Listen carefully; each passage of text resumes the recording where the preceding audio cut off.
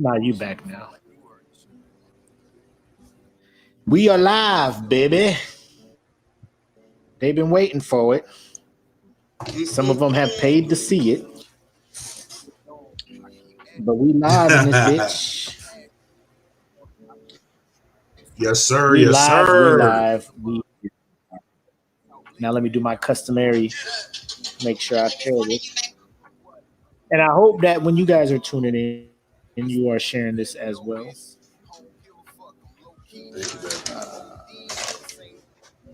This my joint, bro. This 10 mil tone. What is up? Yes, sir. Yes, sir. If you live and you're clicking on it and you viewing with us, go ahead and leave a comment so we can give you a shout out. We appreciate rocking with us after our week hiatus. It actually wasn't a hiatus because we were over in Dayton and we were doing work. So we actually did 3 shows on Saturday. So it wasn't a hiatus. So you did see us, just not on our typical prearranged meetings on Fridays. But I felt like us being all in the same place was fucking dope, man. Oh, it was lit. Like it was. I felt like that's how our podcast should be done always. You know what I'm saying? That's how I felt. Yeah.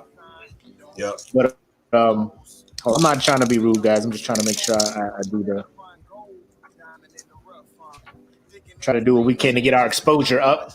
What up, EJ? Appreciate you tuning in, my guy.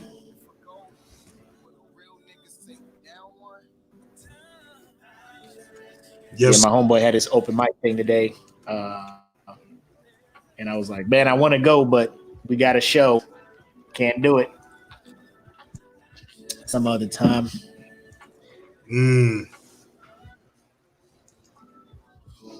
That's how much y'all mean to me here in the smoke pit, man. That's how much y'all mean to me. So don't think I don't love y'all. Hell yeah. Because I love y'all. Right.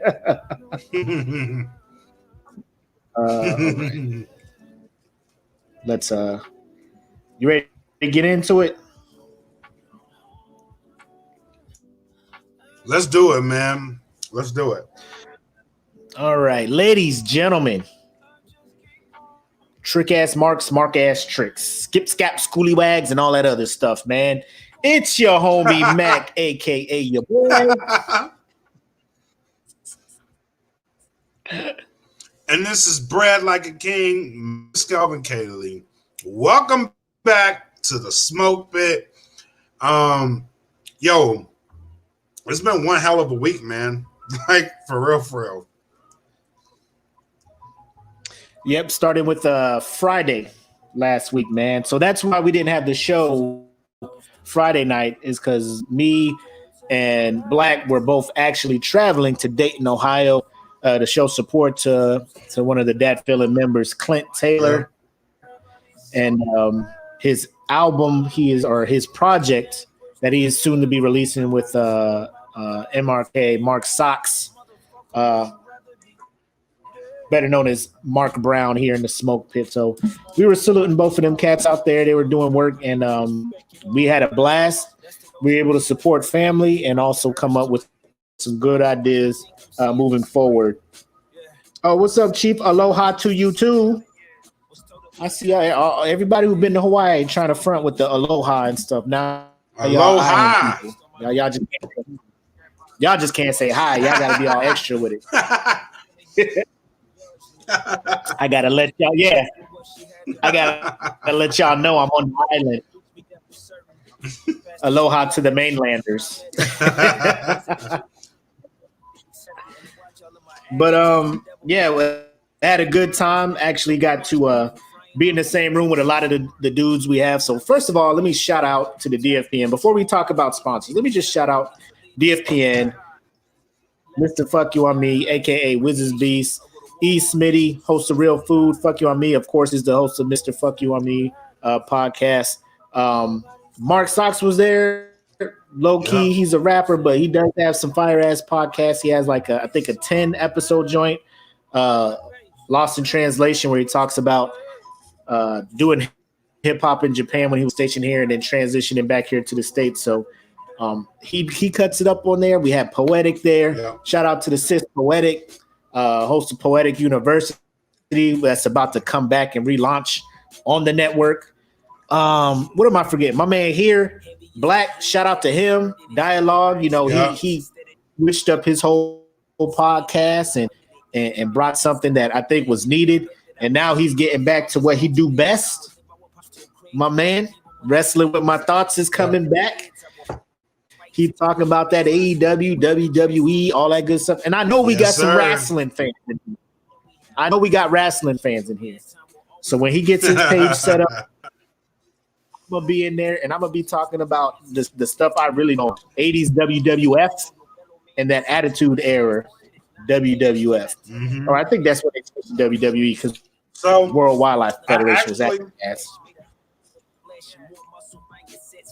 Yeah, so I actually have the group is actually up right now. So go to Wrestling with Thoughts.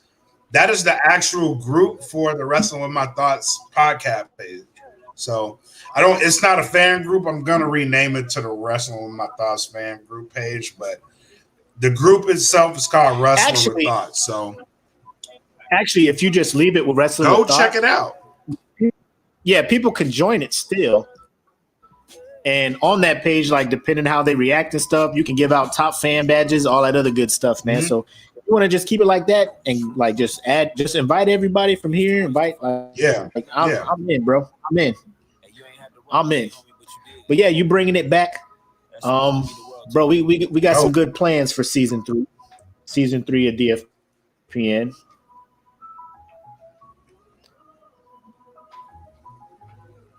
So. Let me go ahead. After Dayton, like for real, like follow because this shit's about to go all the way down. It's really about to go all the way down because we left Dayton on a high, and we gonna ride that wave. He ain't lying. He is not lying. We came back ready to create some stuff, and we doing it. Investing. And trying to get better production because you see right now, like my shadow be hitting this green screen. I got the little fuzzies. I'm getting that bright light coming through. I'm getting like a lighting kit. So we're gonna do stuff to ratchet up the production value for you guys to give you guys a great show and everything. So let's shout out the sponsors, right? So you know how it go. Shout out to Get the Plugs, wireless earbuds. Go to the address you see down there below, www.gettheplugs.com. You can throw in promo code MRK space socks, which is just SX. So just MRK space SX, get you a discount on that. And there's an option for you to be able to pay the monthly payments so you don't have to pay the whole price all at once, right? So if you want a nice set of headphones, earbuds, without getting caught up in wires, check them out. They can work with you. They want everybody to have great earbuds and quality products, right? Shout out to Audio Swim. So www.audioswim.com. For all my musicians out there, you creating a track, you want to get it out there, let the people hear what you got to say across all streaming services, major streaming services, albeit, right? Go ahead, hit them up, $5 a track, and it'll get out there, right? And also my man, Berto is big on helping the artists profit more off of their work than actual distributors and stuff. So just go there, check it out, read up on it. Don't take my word for it. Read up on it and make your own decision. Then, of course, Premier Element UAE. Just check out premierelement.com. And they will take care of all your marketing, branding, agent, managing, all that stuff. They can take care of you for that. So if you're looking to build a brand, build a name for yourself, out there, no matter what you're doing, and you want some representation, check my man out at premierelement.com. All right. Did I leave anything off, Black? Yes. Hell no, you did wonderful. I couldn't have did it better myself. Woo. Now that the church bulletins are over. Oh shit! Shout out to Rob Gibbons. Rob Gibbons in here. Here we go. You can cash from behind the old. Look, man, I love the comments and the reactions we're getting in here. This is what I'm talking. This is what I missed. Like, I love doing the live show with you there, but I hate we didn't have the comments popping up right there in front of us like this, man. Yeah, we love y'all, me man. too. We missed y'all. Also, if you did not know, give a big shout out to our very own Jennifer Johnson, who last night was the first winner of our quarterly $100 giveaway for Patreon members, right? So we sent her the 100. She thanked us and everything, and we want to make sure everybody gets a chance to get in on this, right? So if you see down there at the bottom, I changed it, the scrolling. So join the Patreon. That's how you get in on this, right? Join the Patreon. And I think, Mac, you actually still have the beta going, right? For the $1 join, or did you end that? Yes. No, I ended it and then I brought it back. So there's still 6 $1 slots left in the Patreon. Yes. So for $1 a month, $12 a year, you have a chance to win $100 4 times a year. That's all I'm gonna say. That is all I'm gonna say. If I could do it myself and give myself $100 of my own money every year, 4 times a year, I would do it. So we're not asking much, just for you to put $1 trust in us. That's all we're asking. And we left Dayton. We have some ideas for the Patreon. We are already trying to work out and schedule a time to record a bonus episode of Smoke Pit during the week. Probably not as long as the Friday episode, but give probably about a good hour of discussion between me and Mac on some pop culture, celebrity nonsense type shit to keep you laughing and then keep you engaged in what's going on out there. We got the Smoke Pit after hours that we started up the last Friday we did it, so about 2 weeks ago. So like we'll end this and record a session of just us bullshitting, and we'll upload that to the Patreon. So that's another hour of us bullshitting back and forth that you get.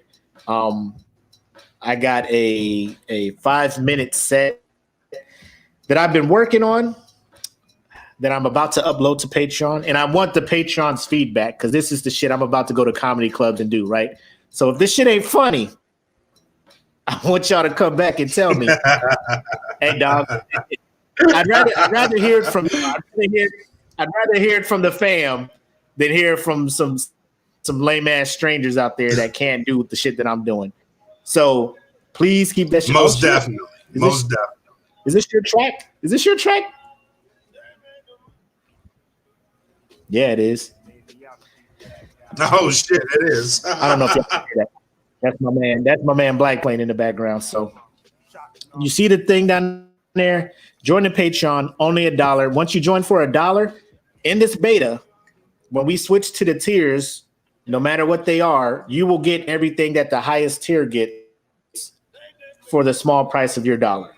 So this is the time to get in. I'm just letting you know. Mm-hmm. Shout out to all those who went above and beyond the $1 and are paying $5 a month to us, man. We really appreciate that. You guys doing that, the Patreons doing that, is what's motivating us to provide awesome content for you guys. So that's what we're here for. Cool.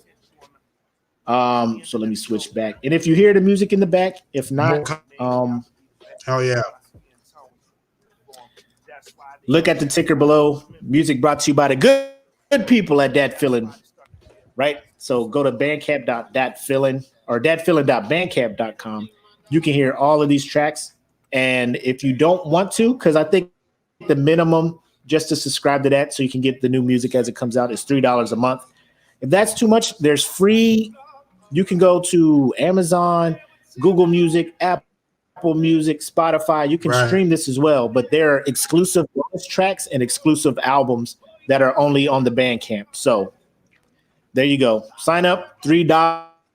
Just give it a try, see if you like what's on there. And then, if you want more music, because every month they're putting out something new. So just throwing it out there. If you like music, if you like hip hop, you like good hip hop, this is where you want to be.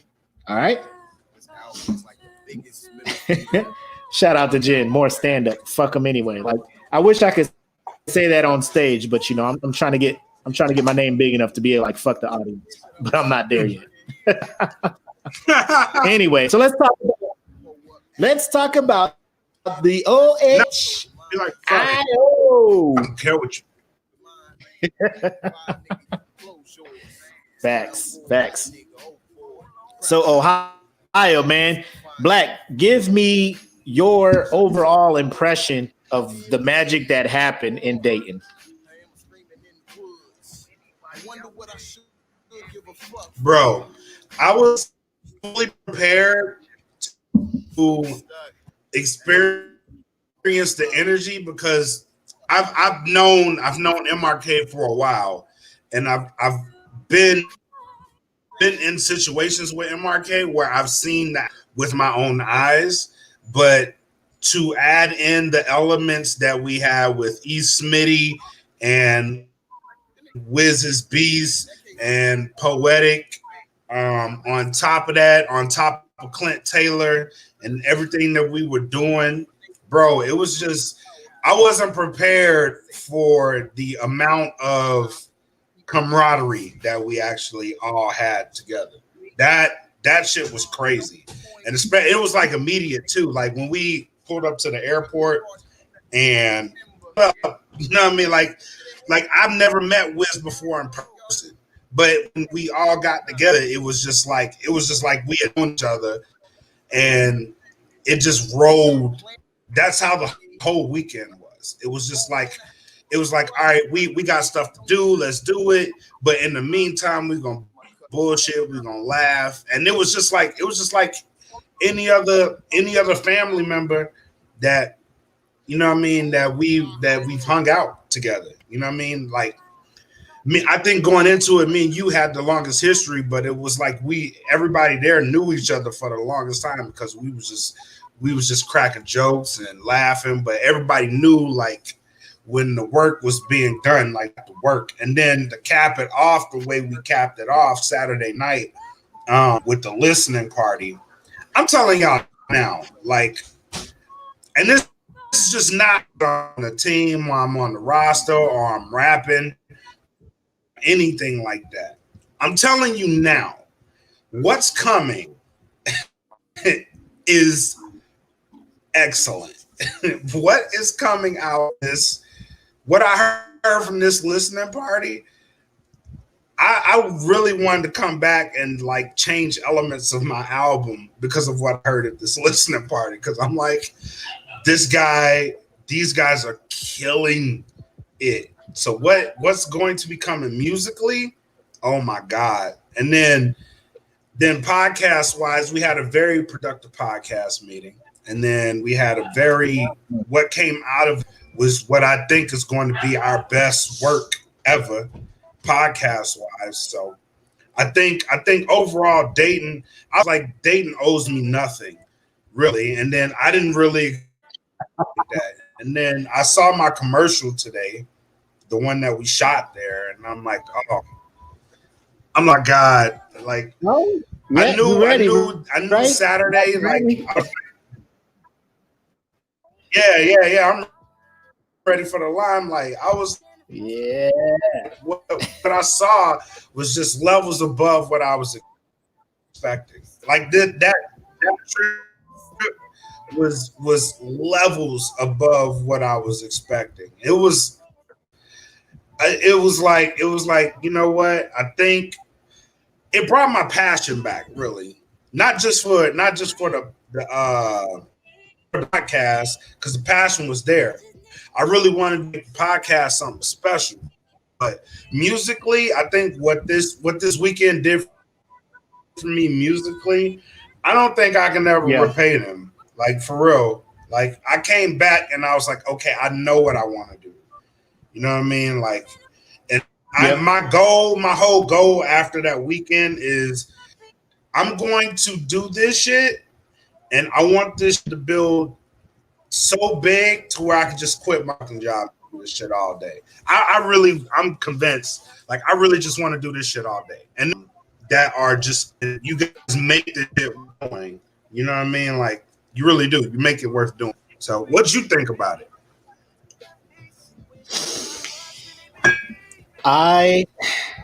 If I did not have a whole family back here in Arizona, I would have wanted to make that weekend as long as possible.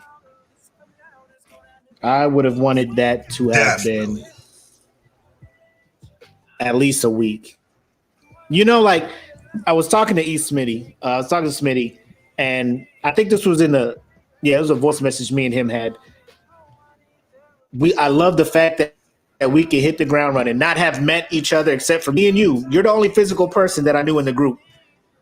We get there, we cut it up for like a good 30, 45 minutes. And then it was just like, all right, Smitty, time to do your shit. Time to get your podcast in. And we go and we set his shit up and we give him that energy he needs for his podcast. We break, we have our meeting. We wake up early on a Saturday. Like, I haven't been up that early on a Saturday in a minute. You know what I'm saying? But it was worth it. Get up, get that nasty Waffle House, right? Come back, 3 episodes of the Smoke Pit. Break, commercial. Commercial. B-roll. Just seeing downtown Dayton. First of all, let me tell you, being in Arizona, I forgot fall was a whole season. I forgot fall was an entire season that happens on the planet. You know what I'm saying? I got there and I was like, something's wrong with that tree. Why are the leaves red? Why are the leaves orange on that one? What's happening here? Are your trees poison? I'm like, oh shit, it's autumn. I forgot about that. But beautiful weather out there. The riverscape, I think that's what it is. The riverscape with like ducks actually chilling. I mean, there was like metal benches I could actually sit on and not scar myself for life. Just the area was nice. Now I know the winters is real. I know the winters is vicious up there, so I'm not looking forward to that. I would leave before right. Fall, I'm cool. But podcast wise, meeting wise, and I told you guys this, and I know I mentioned it a lot in my previous podcast. Like I said what I said. I am just excited to be associated, surrounded by people who are as passionate about attaining their dreams and going after what they want as I am. You know what I'm saying? That motivates me more. And I hope that y'all see it in me motivated makes you more motivated, if that makes sense. You know what I'm saying? So I think we're all just motivating each other, pushing people to be the best they can be, which is kind of what came out of this podcast. Like, we're doing decent podcasts, right? We for the shit we got, the equipment we got, but it's like we can be better. We can be better. This is how we can be better. So to push each other and let me tell you, like, we're going way past the timing for this segment, but I just want to share this shit with y'all that are watching. And shout out to Megan. It was real. You know, she's like, hold on, let me up here. Yeah. So she's like, definitely. This is so real. I love to people find out how awesome they are and find their stride in their calling. And let me tell you, everybody in our group, who's the youngest person in our group? Like, cause we some old dudes. We some old people in this group. And they like 20-year-olds out there. I think Wiz is the actually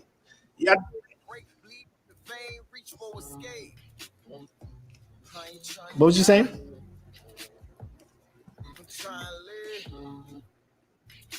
No, I think Wiz is the youngest person in the group, really.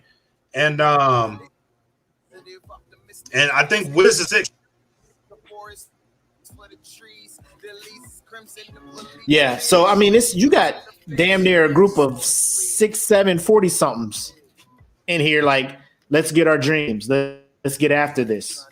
Let's get after this. You know, and it's and I'm for it. You know, because I'm thinking, damn, I'm outside of my window. I'm an outlier. But I see these guys and they're grinding just as hard as I am. So that's what's motivating me. Like, I feel like I'm doing okay, but then getting that constructive criticism. Hey, Mac, you trying to stretch yourself out too much. Compartmentalize your stuff. Make segments. That way you can only focus on Smoke Pit. And I said what I said. You don't have to have all these other segments and all this other stuff. So I'm just like, this is what I need. And one last thing, and then I'll get off my little soapbox and shit, right? Right. If you are not following YouTube channels, we have the Dad Feeling Podcast YouTube channel where this gets saved up to and stuff. And then there's the Dad Feeling YouTube channel, which is like strictly the music. There is a music video that the crew did called Long Way Around. The video for that is them saying everything they did in 2019 with no budget, just them funding them themselves, going on tours, having shows, producing music, publishing albums, doing all of that. And I'm watching this video as I'm laying in my bed, like, these are the dudes I've been looking for. Like, these are the dudes, these are the type of people that I've been needing around me to be like, it's not stupid to want to get after your shit after 19 years in the middle. Like, some people be like, damn, you wasted, your prime is behind you. You know, your prime is behind you. You got to focus on the next part of your life. Like, it's, you know how long you got to grind to be big as a comic, as anything. That's not coming out of their mouths. They're just like, cool. You know, let's show you how. Let's show you how. Because, I mean, oh my God. Let me stop. Mac, talk to the people, bro. Talk to the people. Nah, man, you got a perfect point, bro. Like even me musically, I was in a box. I put myself in a box. Like, all right, I'm too old to be doing this shit. You know what I mean? I got family. I done raised a family. And I'm pretty sure if I come back, then I'm not going to be talking the same shit like I used to talk. And I don't know how to be hip to this whole fucking generation, this whole shit. And then for some reason, like, when we're in this fucking listening party, and I knew, because if you shared the video, like, I performed. Like, that was the most nervous that I had been ever for a perform. And I totally botched it. But what I got out of it was, okay, I'm not old, because the reaction in the room while I was rapping was, oh shit, he's actually talking something. And like, I could see the eyes and the looks in the room, like, okay, this motherfucker's talking about something right now. Like, and I could see everybody perk up and start paying attention.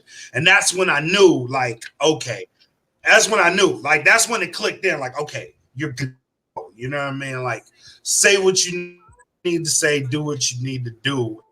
And then, like, even before that, my whole obstacle was, I don't want to be like doing all of this shit by myself. And then even they helped with that shit. Like, when I tell you that feeling has helped me leaps and bounds, bro, I really do mean this shit. Like, leaps and fucking bounds.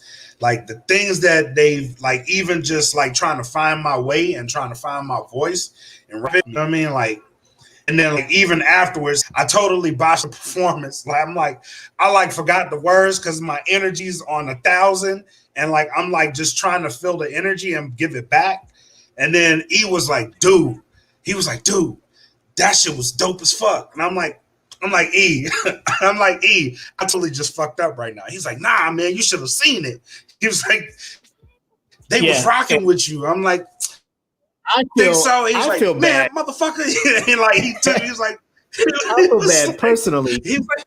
Because your first verse, the energy you had, how you was killing it, the conviction you was spitting with, then you gave it to Smitty for the hook. And then that's when I was just like, man, people need to see this shit. Let me go ahead and go live. And then he gave the mic back, and you was just hyped. Like, you was just like, I want to, give me the mic back. Give me the mic back. And yeah, my energy kind of tripped up. bro. My energy was, I felt so bad. my I was energy just was like, so up. Like I had never felt that shit before. People didn't get to see the first joint. But it was like I was like, and I was trying to find it. I was trying to find it, and I was like, oh my God.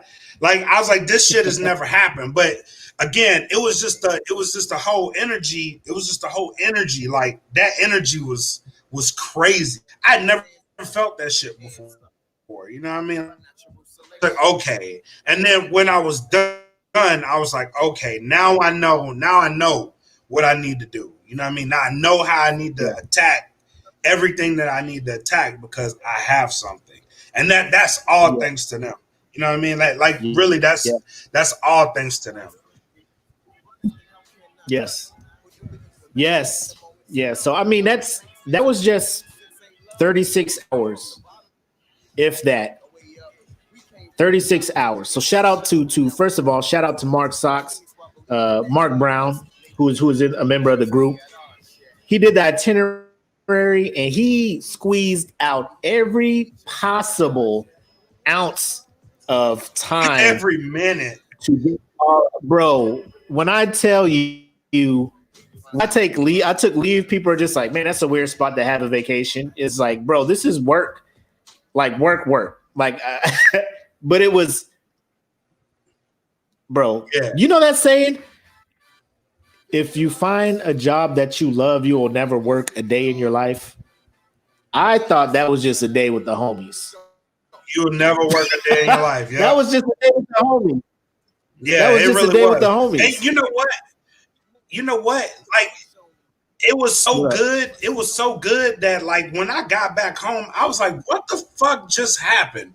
Like, I really was like, what the fuck? Like, we did so much work. Like, if you didn't know it, we did so much work in 2 days than most people would actually do in a week. We put in that much work. And then, like, it was just nothing. You know what I mean? Yeah. 100%, man. 100%. I love y'all in these comments right away. I love y'all, man. I love this positivity and stuff that's going on. I love it. Yeah. And I appreciate the encouragement. I appreciate the encouragement. And it's I'm not gonna cry in front of y'all. I'm a grown ass man and shit. But I will say that seeing this and knowing that you guys have been in my corner, because a lot of these cats been with me like early 2000s all the way up till now. So like knowing that they've been in my corner this long, and I haven't seen them since. You know what I'm saying? So right. it's like I'm hungry. Like this is what I'm chasing. This is what I'm after. And so being with y'all, seeing that steel sharpens steel. Yes, Rob, my man, Rob. Iron sharp as iron. That's what we was talking about up there. Remember, iron sharp as iron. Let's get out here and do this. Yep. So this circle that we're in, it's only going to push each one of us to become better, right? And if we see somebody settling for something that they could be outperforming, we're going to reach back and pull them up. Like, nah, homie, like, come up here. Like, this is how we're gonna be presenting ourselves. This is how we're going to be doing. All right, I'm done. I'm done with Ohio, unless you got something else to say. Because I could have filled this whole hour. No, I'm done. I'm done. Talking I'm about good. this, but we got some real shit to talk about. Yes. Actually, when we're done with this one, when we get done with the bracket and cut this off, and we do the after hours, we'll probably get more in depth with what we do. And I probably might premiere my commercial. It's the first commercial for my podcast. And he had me. I was like, I made it. I made it. This is an actual commercial that I'm about to put out advertising my podcast. Megan. But one day you decided to tell that story. That's a whole nother podcast. We'll get into that. That might be the after hours thing. We'll talk about. You know what? I don't think they got the full how this started story. So we may share that in the after hours, like how podcasting came to be and then stepping into what we got now. So we'll do that in the after hours, Megan. Patreon only though. So make sure you get yeah, let's do that. Make sure you got it for that Patreon though. Get on over to Patreon. Yeah. Come on over to Patreon. Right. So moving to our next topic, I will tell you, we finna talk about this debate. So if you are not here for the political stuff, because we're not trying to get too far, too left, right, whatever, we just gonna give our opinions. I'm a registered independent. I'm gonna just give you just the overall kind of like as a you know, I do follow and stuff, but as an outsider looking in, what I thought about it. So if this is where you want to click out and be like, oh, politics, I'm out, feel free. But it's getting real. Fuck with us for a little bit. Get real. Let us talk about it. So let me just say, Black, you saw the debate, yes or no? Yes. All right. So I'm not going to interrupt you. I'm going to let you tell how you felt about it, and then I'm going to let you know how I felt about it. Okay. I can describe this debate in about 3 words. Hot ass mess. And long story short, if you are a voter that has never voted before, and this is your first time deciding on who you want to vote for, I want to tell you, I apologize. It's not the representation that our country really needs. It really isn't. If this is your first time voting with daughter that is going to be voting, she was looking at this and was like, what the hell is going on?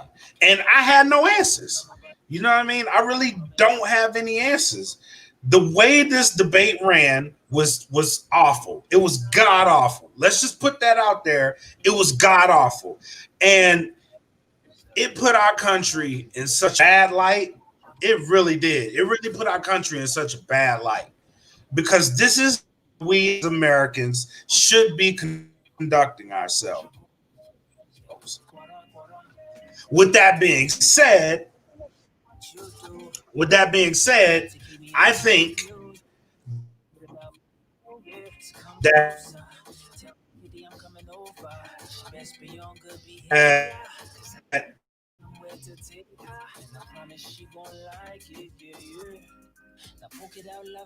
Did you just freeze up? Did you just freeze up? Oh my God. Come back, Black, come back. Thanos used to time stone on my boy and froze him. All right. Go ahead, exit, come back, man. I'll bring you back in, but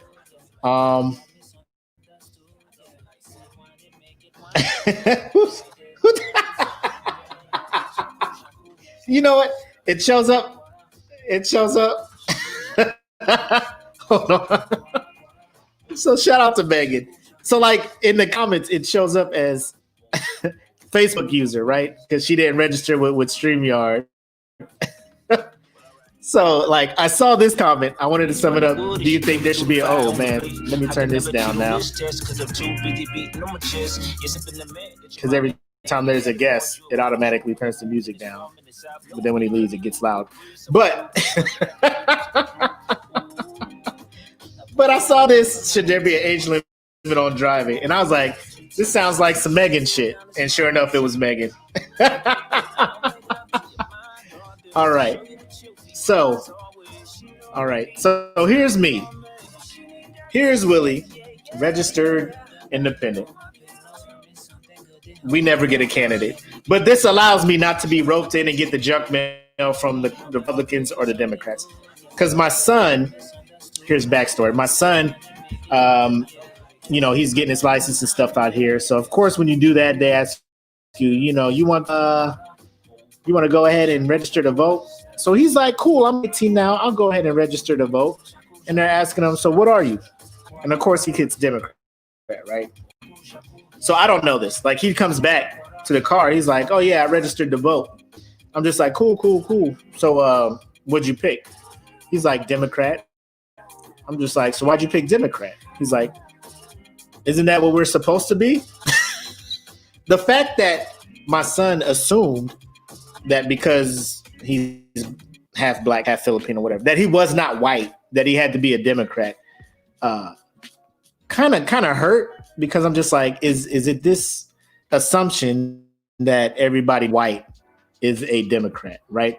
So now here he is, getting all the junk mail to the house, everything Biden Harris. Yeah, open up the inbox or mailbox. Damn near posters folded up in half. Biden Harris, which is cool. It's up to him how he wants to vote. Here's how I looked at it. I felt so bad. I felt embarrassed. I felt sick. I felt sick in my stomach that this is what we have come to, right? And say what you will about President Obama's policies, his plans, his actions. Watching the debates between Obama and McCain and Obama and Mitt Romney, I miss that. Letting people speak, waiting your turn, and then speaking like an adult, like someone who is able to carry themselves in the highest office, to be the leader of the free world, to carry yourself with some dignity and respect for others, to allow others to say their piece, absorb it, and then retort. What I saw between President Trump, Vice President Biden, was so sad. Like, this is my son's election. This is my son's first time being able to utilize his right to vote. And he's like, this is my choice, Dad. Like, this is me, you know. And I'm just like, I'm sorry. Feel bad because with this two-party system, they don't allow independents to vote. Like the Democratic primaries, I can't vote. I can't. And people came at me because I didn't vote. Who'd you vote for? Did you vote for Biden or did you vote for Bloomberg? I'm like, I didn't vote. And they're just like, you're just throwing your vote away? I didn't vote because I cannot vote on the Democratic nominee because I'm a registered independent. Like, they don't let people from other political parties vote for the primary. You know what I'm saying? Like, that'd be like letting somebody from the Republican, who's a registered Republican, vote for the Democratic nominee. They're going to vote for the stupidest person so their Republican nominee can win the presidential one. That's how it works. But that debate, I was just like, they're not letting each other talk about anything. They're not letting them fully answer the question, because one will start, the other one will interrupt, and then it's a sidebar stuff. Then they're talking about somebody's son getting kicked out the military for snorting coke. Then they're talking about, my man, you won't say law enforcement. Then they're talking about you out here not wearing masks, contaminating half of the world. And it was just, can y'all shut up and let the American people hear your plans, hear your goals, hear what your plan is to fix this, hear what your plan is to fix this. Nothing. It was just the saddest. Like, I was watching it on my phone because I was some shit on the computer, and I wasn't watching on TV because, you know, my 3-year-old takes over the TV and he's watching Number Blocks or something on television. But God, my wife came home and she just heard people yelling on the phone. She's like, what are you watching? And I'm just like, I'm watching, trying to choose between the people America picked to lead us next. Like, I don't. I'm just as confused because the look at me was like, "What are you watching?" Like, I'm trying to get something out of this debate to see what is, Yeah. So Megan, she puts, the discussion has left real options as citizens, and it's a giant PR game. Who's really manipulated you? And the messed up part about that. So I think as a majority, America was upset, but then there's still those super low groups who are just like, Biden drugged Trump all through that debate. Like, Biden was the obvious winner. And then there's some like, Trump took that dude to the woodshed and he ran, like he totally won that debate. Like, if you didn't come from that debate, if you did not watch that and like sit back in your chair and legit just, so this Joe Jorgensen chick, like, can I hear what she has to say? Like, like, I don't want a true or false question. I don't want A and B. Give me more choices. Where's C? Where's D? Like, this two-party system, if this did not wake America up to be like, the two-party system is absolute garbage, I don't know what else will. I don't know what else America has to see for them to be like, this two-party system ain't. So everybody, welcome my man, Blackest, Macus, Attackus, back to the show. Man, God damn, they tried to censor you, boy. I was talking to real. I was talking to a real phone. And he's speaking that truth. Careful his internet. But nah. Oh man. What else did you have to say? Because I know it cut you off. So just pick back up where you left off, man. Nah, so my whole point about it is, if you're a first-time voter, man, like, this shit is it's all the way fucked up. This shit is all the way left for y'all. And I feel bad for y'all. You know what I mean? Like, I really do. I really feel bad for them. Like, what? Like, it's like your choices right now is like lube or no lube, and you gotta figure out, like, how is this going to happen to me? You know what I mean? Like, and then you got, on top of that, you have the pandemic, and then all this other extra shit that's actually going on in the country, and like, to hear all that stuff, and like, two grown ass men fighting like little girls, man. Like, you got one arguing with the moderator. You got the other one telling him to shut up. Like, man, it's just like, it's like you're a parent and like you watching your kids fight. Like, man, just separate. You go to this room. You go to this room. Y'all just stop talking to each other. You know what I mean? That's how I felt watching the debate. And I don't want to be feeling like that when I got to watch two people that are possibly going to be running the country. You know what I mean? And then it was just immature, man. It was a lot of immaturity. You know what I mean? So which one is Megan? So if the choice is lube or no lube, which one is the lube? Man, I don't even know. Like, you can't even say right now. You know what I mean? Like, you know what I mean? Like, God. How? Like, one of these guys is going to be running the country. Of course, today you had the news break about the afterwards, which I'm pretty sure that we're going to go into a segment about that. But man, like, really and truthfully, what I want to say to everybody watching, and then also everybody that may be voting, man, spread the word, educate yourselves, find you a candidate that resonates with you, and vote on that candidate, man. Like, don't listen to anything that's coming out right now, and oh shit, hold on. Don't listen to anything that's coming out right now and then make your decision based on that shit, bro. Cause like, you ain't gonna get nothing out of it. They ain't giving you they're arguing over who's the worst, but nobody's coming up with actual solutions about what matters to you. Like, go figure out what matters to you, and then the person closest to that shit, vote for them.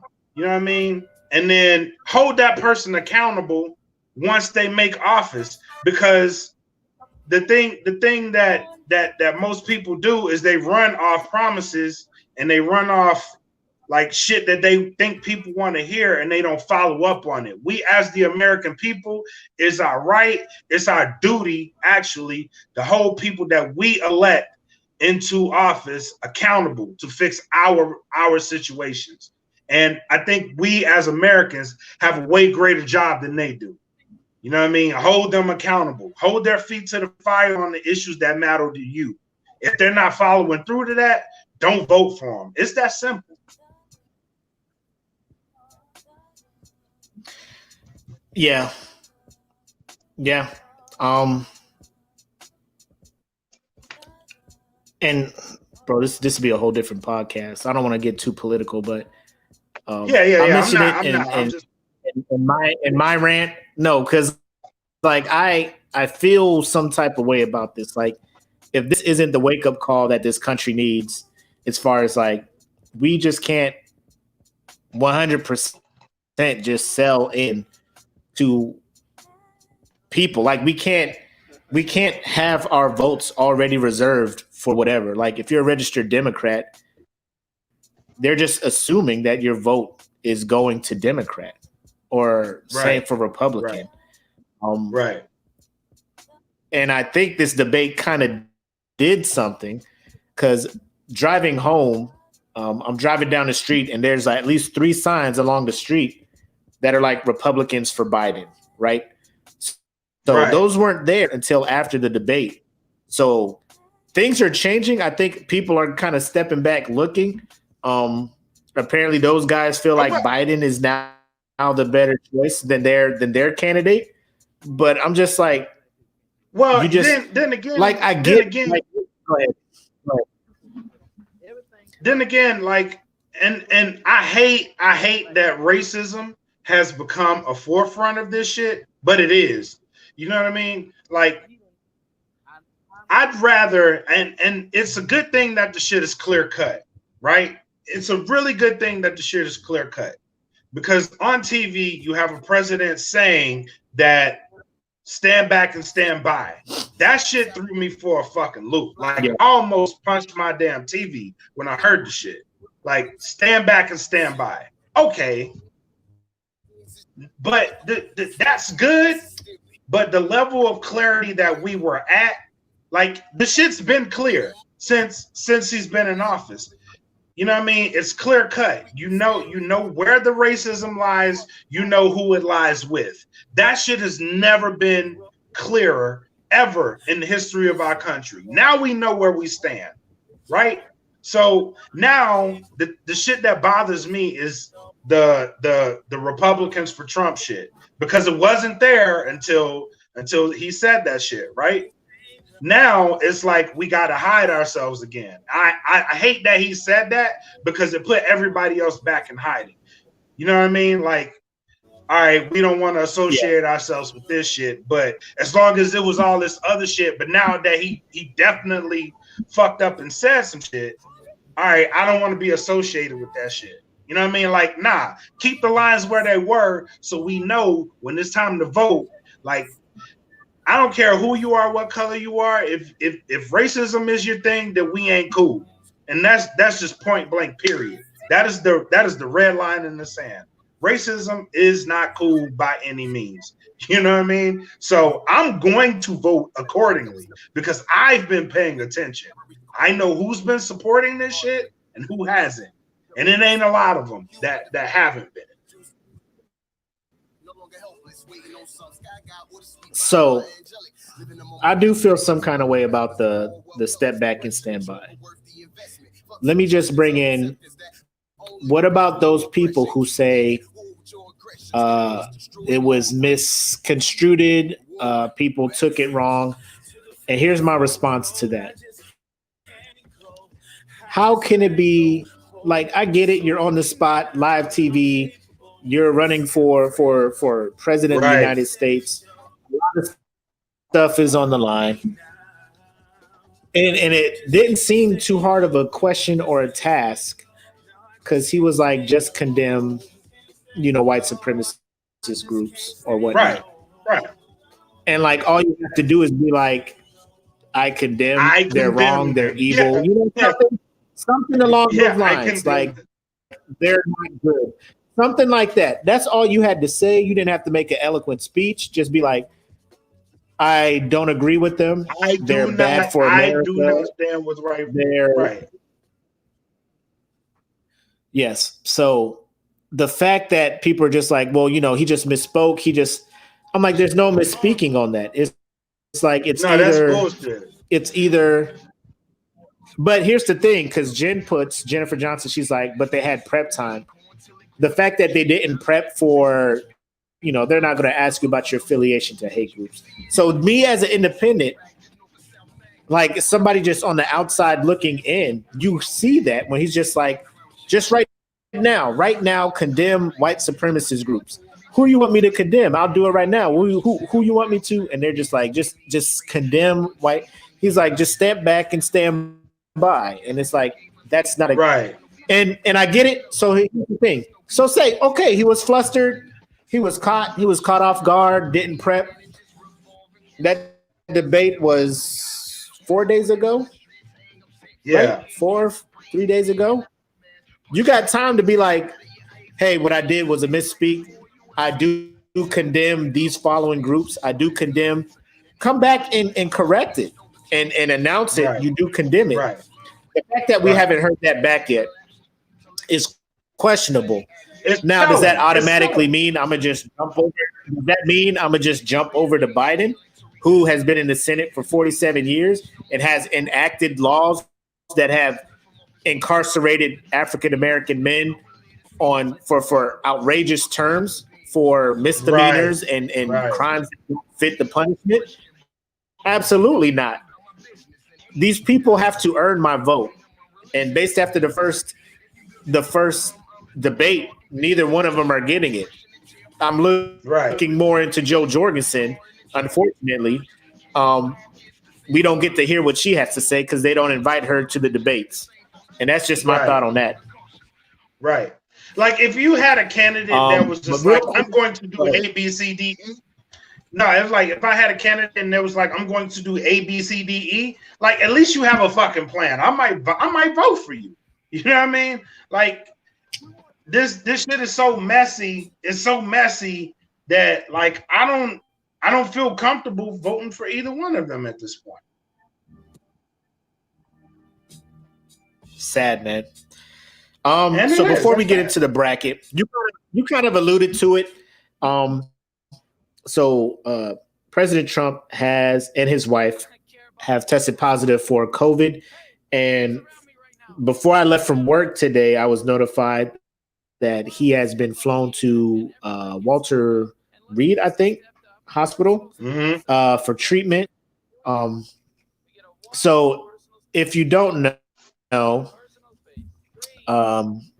the age group and kind of like the health bracket that are most affected or can be affected the most by COVID kind of is where the president falls in, right? Yes. So the fact that he was flown to a hospital, I don't know if it was precautionary or if he turned for the worse. Obviously, so here's where I stand on that. I do not wish anybody ill. I don't wish anybody to die. I think it's a terrible thing to have happen. But there have been people who have went straight to Facebook with memes, Twitter with memes, GIFs, all that stuff. And then there are people who are upset that the memes and the GIFs are flowing. What are your thoughts on that? Like, where you stand? Are you more towards we shouldn't be laughing, making light of this, or he made his bed, now he has to sleep in it type thing. So where do you stand on that? So where I'm at with it right now is when I heard it, it didn't surprise me. You know what I mean? It really didn't. It didn't surprise me that he had it.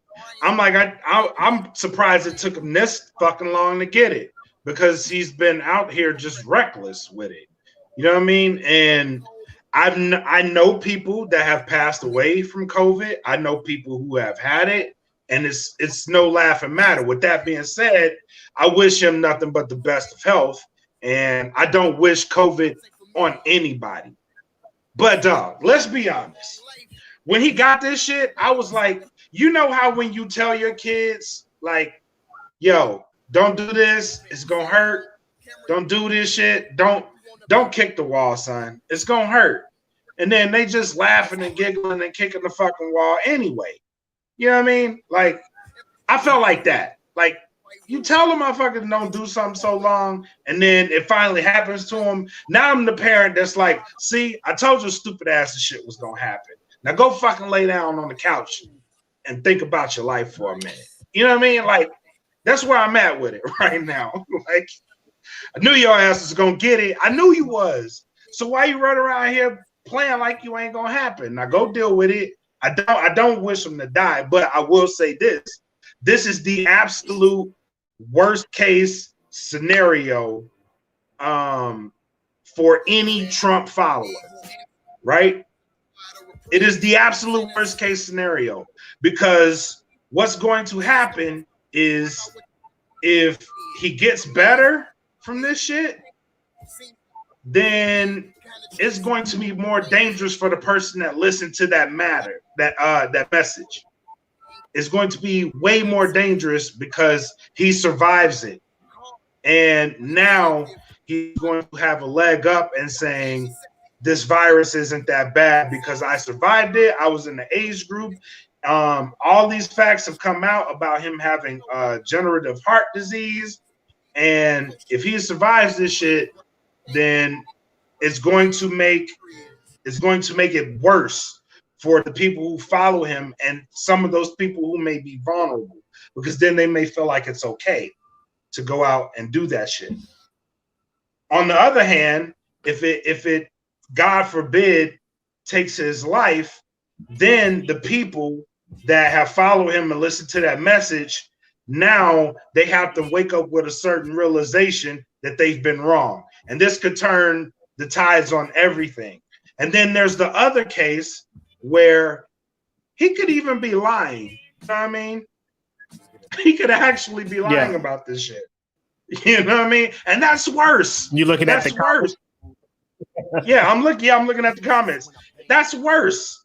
You know what I mean? The reason that is worse is because the people who followed him and him saying that the shit is a hoax, now he has it. Now, if he's lying about it, they're not even gonna look at that shit and be like, oh, well, wow. And it totally could be a tactic. But if it's not, I think the people that follow him, it's not even gonna fucking matter. But if it is true, then the people that know better are going to be like, that's some bullshit because you did it as a political move. And then there's people that are actually still dying behind this shit. You know what I mean? Like, there's no good outcome in this. You know what I mean? This situation has no good outcome whatsoever. If he lives, dies, or if he's lying about it, there's no good that is going to come out of him having this disease at all. I hear and see everything you're saying. Here's where I'm at with that. Obviously, here at the Smoke Pit, DFPN, nobody is here wishing the worst for anybody in a bad position. Right. As far as I'm not wishing any ill will on him. Everything. No. Like, you made that clear. I'm just letting them know from my side before I start talking. Like, in the comments, they can go off, but I'm just letting you know, as responsible people, we're not here doing that. Right. Here's where I'm at, and I got to be a little bit more careful because of my job. Um, I wish him well. I hope it's nothing serious. He does have a family. He has a young son that I do not want him to be without a father. Also, his wife has been positive. I don't think she is being treated at the hospital. I don't think she falls into the kind of dangerous category that he falls in. People are saying he's fine. I would want to wait until I hear a medical profession person being like, okay, he's good to go. My problem is this. There's a friend of mine, and I use friend because she's still a friend, no matter where our differences are or whatnot. She had a post kind of calling out people who were making light of the situation of him having COVID, saying that it was evil, come to terms, get rid of the hate and evil in your heart, stressing that it was the Christian thing to do. And if you are listening to this, listen.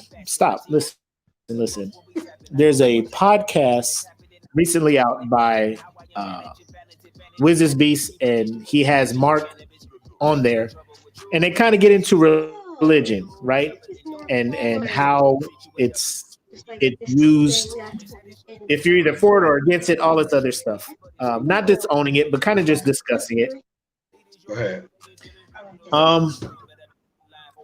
But here's where I was at. Like, to come out and tell people that they are wrong for feeling some type of way about it, whether it's you hope he's fine or not, I think that's bad to just call people evil for that.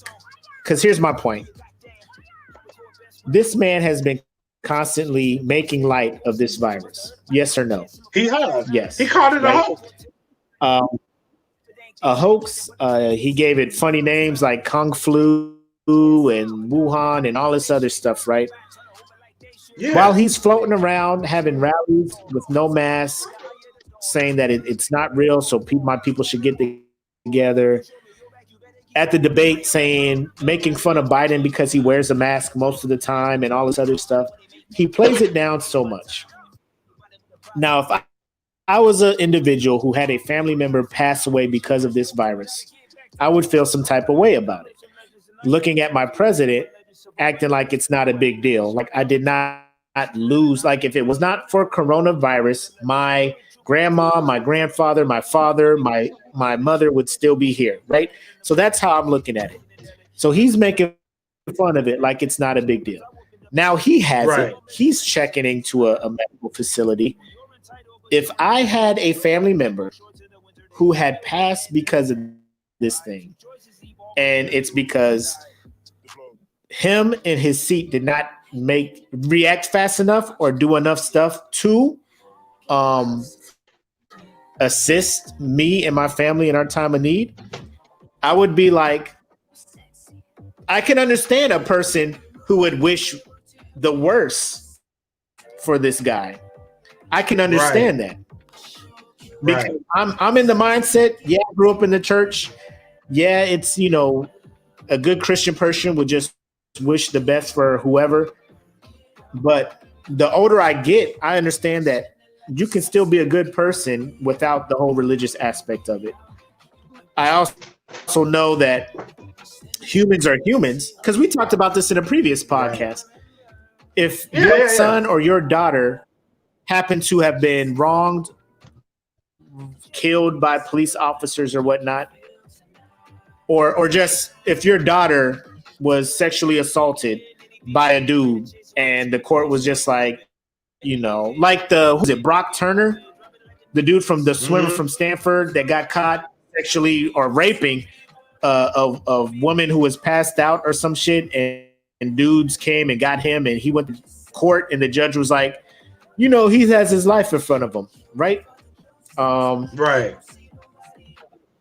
If I was that girl's father, Brock Turner would be dead. I would find this man and kill him. That's just me.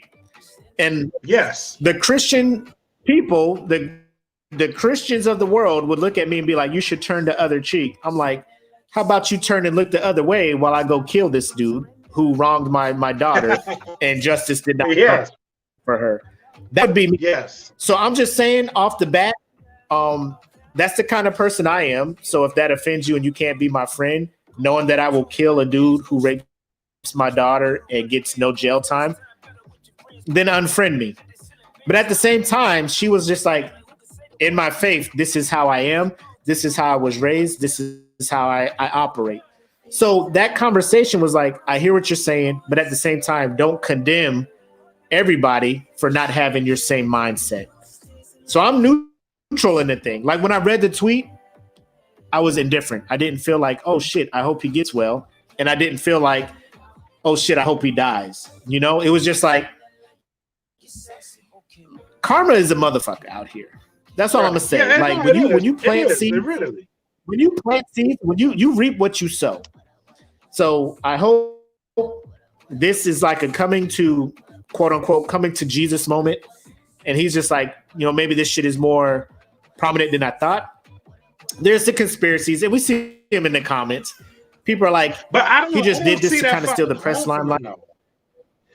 I really don't see that What's happening. That? I don't see him coming out of this and being humble. I don't. I'm sorry, I don't. I see him coming out of this and being like, he'll be totally political about this shit. Publicly, privately, he might be a little more humble, but publicly, I see him being like on some the liberals tried to kill me type shit. That's what I see him on right now. Like, it's sad to say, but I mean, he don't see him. He has the following that is very emotional and not rational. I'll say that. So I do see him probably coming. If he comes out of this fine, he can play it like, I told you it was nothing. Look, I mean, I'm in peak health condition. I told you I'm that dude. Like, Biden couldn't handle this. I can handle it. I'm the dude. It wasn't even as bad as people are saying. See, you know. So, and then his people, his base following will just be like, rally cry, take mask off. Corona's not a thing. Even though, yeah. So it's one of those things where I hope he does not. But again, I'm not going to come at somebody who posts a meme or who is coming at him like, you was out here talking like shit wasn't a big deal. You getting checked into one of the best medical facilities in the world, albeit because you're the president. But I mean, if you was that dude, you would just sit in the White House, take some Tylenol and shake this shit off. Like you was talking like you do. But you know, either way, he's my commander in chief. I wish him well. And I wish him well too. Hopefully, I wish him well. I do wish him well. Nothing comes up to where they have to delay the election or all this other stuff. Like I said, there's a lot of conspiracy, like political conspiracy theories out there. Like he's doing this to delay the election. He's doing this to do such and such. But I'm a big believer in karma. You know what I'm saying? Like bad, you can only do so much wild stuff, unsensitive stuff, inconsiderate stuff before the universe is like, you know what? Take that. You know what I'm saying? So yeah. You got anything else to add? Because we can get into some fun stuff right now. Well, this is probably about to piss me off too, because you're wilding in this. Let's get into this bracket, man. Y'all see what I'm unfolding. Ooh, buddy, so right now, let me just have you guys reshare this video, because I know a lot of guys were just waiting for us to get into the brackets. So we getting into the brackets. Hey, shout out to all of y'all that stayed through this whole debacle, because we went in. So thank y'all. And here was the thing, like when we did the smoke pit, we were like trying to be the resort, the getaway, the escape from the real world shit. But sometimes the real world just has to be talked about. You know what I'm saying? It trickles in. Yeah, it trickles in. Yeah, it has to be talked about. So I hope that we went about it in a way where you're not just like, oh shit, these dudes are all Fox News, or shit, these dudes are all MSNBC, CNN. We're just trying to give our opinion as a 39-year-old dude, and I don't know how old he is, but watching America with kids and having a family and just your everyday dude watching this stuff, you know, not some dude on Fox News or CNN, but just two regular dudes with a Facebook show telling you how we feel about what's going on.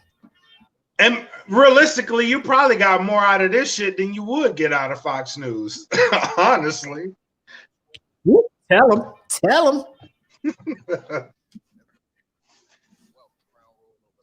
All right, Colonel. Look, I was about to call him Captain Pringle. All right, Colonel Pringle. Shout out to a Smoke Pit fan member, Albert Pringle, man. He was one of the ones that came through with me in Baghdad back in 03, man. Never forget that family I had out there. All right, man. All right. So we on this bracket. So this was the Saddest TV movie deaths bracket, right? So we had 26 nominations. It should have been more. You know what I'm saying?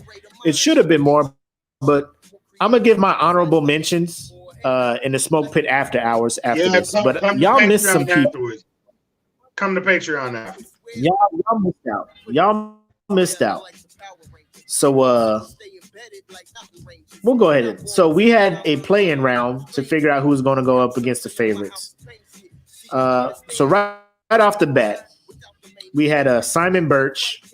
Now I don't know if you guys have seen that movie, Simon Birch. Very emotional, inspirational, then tragic movie at the end. And then Artax, the horse from Neverending Story, right?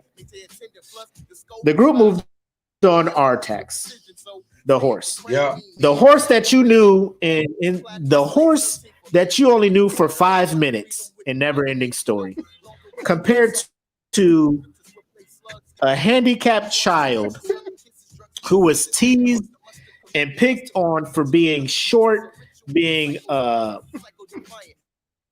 small person who saved people from a bus that fell off the bridge, saved children, pushed them out, and then he drowned from helping other kids. Y'all were in here like, Artax, this horse that I've known for 5 minutes, outside of a child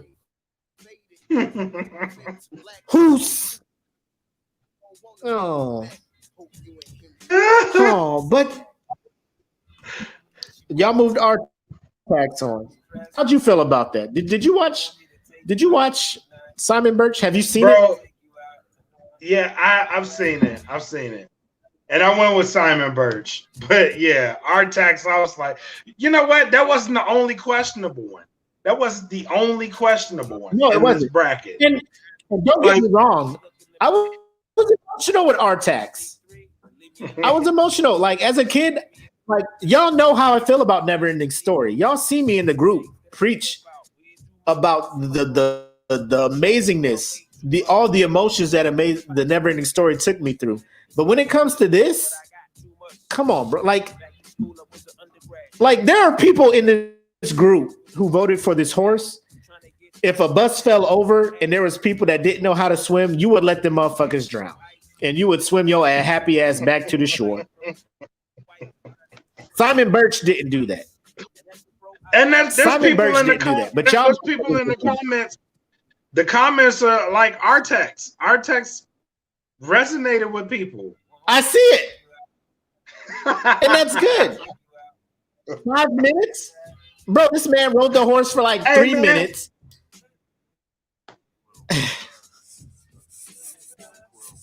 Hey, it resonated with people, man. It resonated with people. I love Artax, but my guy. Come on, man. Come on, bro. Artax was like, look at Megan in the comments. She's like, we didn't know you judges for voting. Oh, we do this all the time because y'all be wrong. Yes, we do. Y'all be wrong.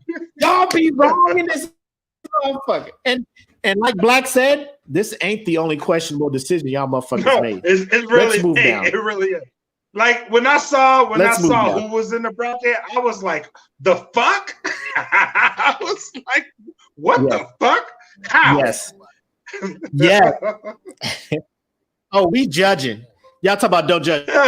Oh, we judging it. No. We judging. We is judging. So my uncle Alfonso Evans in here, like I'd participate more, but I never know who's who. I'm old. If you don't use Google and figure out what the fuck is going on in the world, I'm gonna just take your phone away. I'm gonna just take your phone away, Unc. If you just don't use the Google thing on there and figure out who's who in what bracket. All right. No, Megan. So next up, we got Shireen. What? She said, my peers, they're like 25 years old, though. I get that. They are. But the horse was in the movie for like less than 10 minutes. Simon had a whole movie. And the same people who voted. No, I'm going to hold off. Let's move on. So we got Shireen Baratheon. I'm sorry, Shireen Baratheon and Itachi Uchida. Now, I'm an anime dude. Itachi was cool in Naruto. But like, he wasn't in it enough to where when he passed, I was just like, oh, shit, dog, that's a real one.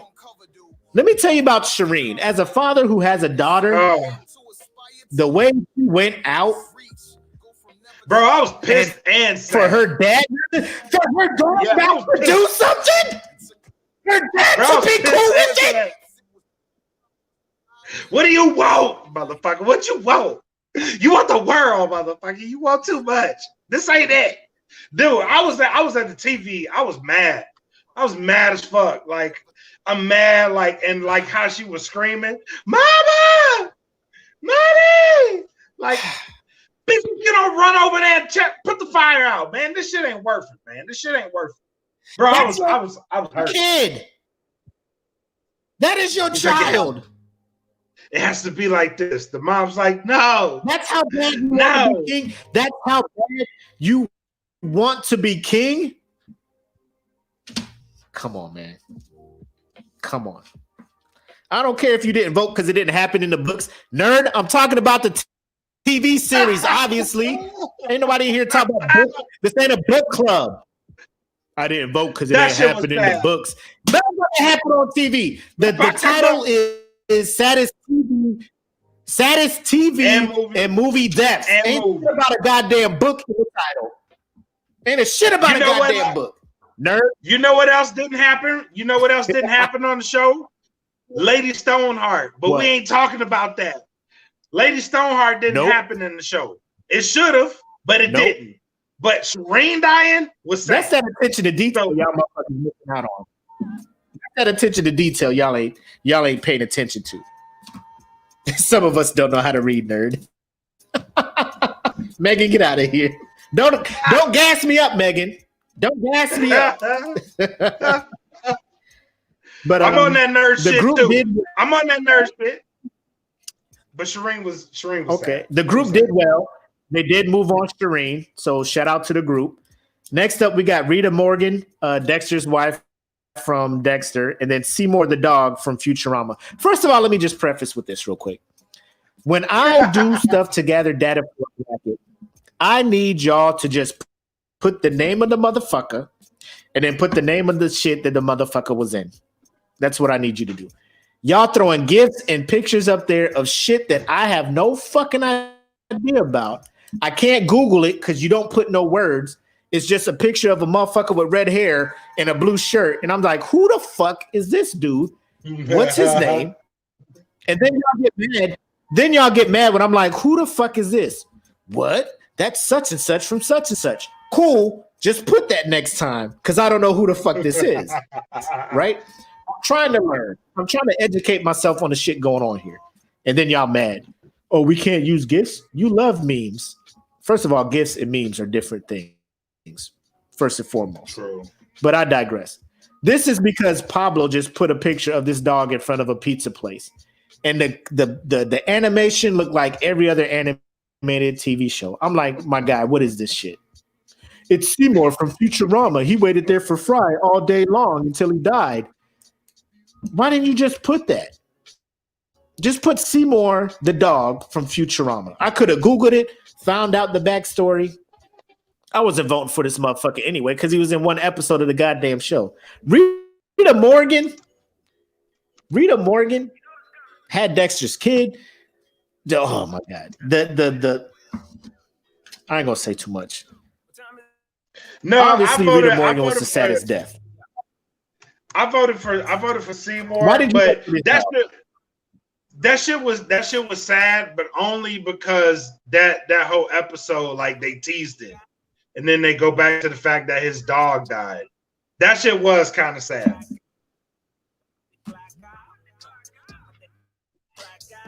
We had a guy who was a serial killer for good be like, this is my last killing and I want to be with my family and not have to kill no more. He came home after killing his biggest nemesis, the Trinity Killer, which season 4 of Dexter is probably the best season, one of the top 5 seasons of television ever in history. He came home after killing the Trinity Killer to find out the Trinity Killer had already killed his wife. I cried. I was in OnScope in Korea, T3, watching this, tears coming down my eyes. Rock half people looking at me like I was out of. Bro, they was just like, yo, I want to ask you. Yeah. Saluting me. I'm just like, what the fuck you want? What the fuck you want? Get the fuck. I'll do a check-in, bitch. Just have to oh, shit. Take the airspace. Shit. That was me. That was me. I'm just like, bro, like, Dexter was finna just live the life. He was finna live a straight life. He was getting out. And then he came home, his wife is dead. So, like, what the fuck? Fuck you. Fuck your country. Fuck your country. I'm going home. Hey, what's up? No, I'm sipping Jack Coke. Our realtor gave us some Jack Daniels because we referred somebody to her. So normally I don't drink Jack. I hate Jack, but I'm not just gonna let it go to waste because I know Apple ain't drinking it. My boy is a Jack aficionado. So next week we'll be crowned though. So I good on you, the group. Crown, but I'm doing Jack. Okay, but good for the group. They moved on Rita. So salute to you guys. Next up, we got James Evans from Good Times and B. Smith from some show Wentworth, which is like the Australian Orange is the New Black. I'm gonna be honest with you. I haven't seen that shit. You haven't seen Wentworth? You haven't seen it? I just said I haven't seen that shit. Oh no. Nope. Bro, you gotta watch this shit. You gotta watch it. No, I don't. Nope. Because if I have people voting for B. Smith over James Evans, y'all already lost y'all fucking shit. Nah, nigga, nah. Y'all already. You gotta watch. You can't tell me nah, James Evans. Bro. No. You got No. You gotta watch Wentworth. You gotta watch Wentworth. You gotta watch it. Hey, listen. Are you done? I am a good time. I'm a Good Times fan. I am a Good Times fan. I love Good Times. I love it. No, you're not, apparently. Bro. Wentworth goes so motherfucking hard. I ain't even lying. I quit watching Orange is the New Black because they came out around the same time. I quit watching everybody quit watching it. First of all, don't act like everybody didn't quit watching Orange is the New Black. Because when Piper started being Piper, when people was just like, yo, I can't take this bitch anymore. Like, I didn't watch the last 3 seasons of Orange is the New Black. When they killed Poussey, I was like, bro, I'm done. No, I didn't even get that far. Bro, Wentworth goes so fucking hard, bro. It goes so hard. I'm not even bullshitting you. It goes hard. You gotta watch that shit.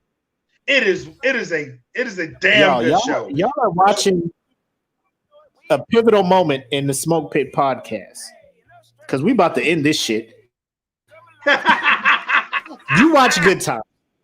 You watch Good Times. I watch Good Times. Right? You watch Good Times. Yes. You see the struggle that this black family is going through? Both parents in the house doing what they can, making sure their kids are coming up, never needing anything, doing everything. The father dies. The mother is heartbroken. The family does not have the patriarch member there. And you crying because some broad already in jail dies? This dude is out here trying to provide for his family. He passes. You don't even know. Damn. You don't even know. Damn. No. You don't even know. Bro, let me tell you about B. Smith. B. Smith was in jail for a petty ass crime that she likely didn't commit, right? The guards and shit was fucking her up day in, day out. She figured out how to get strong and how to become the head like female in the prison to where all the other females like listen to her. And she wanted to run that shit the good way because the prison was corrupt. And they was doing whatever the fuck they wanted to do to the ladies. She was protecting the ladies. And then there was this one asshole-ish ass warden. I forget what her name is, but like she is like the essential, like have tea and biscuits, I hate you bitch type of female, right? That didn't want to see B win and saw that she was losing respect. So she wanted to get rid of, but she couldn't get rid of B. And then like B figured out a plan to get rid of her, but it involved her dying. You know what I mean? So she finally died to get rid of it, so all the ladies was free of that shit. Yo, bro, Whitworth goes fucking hard, man. You gotta watch that shit. It goes hard as fuck. I ain't even lying.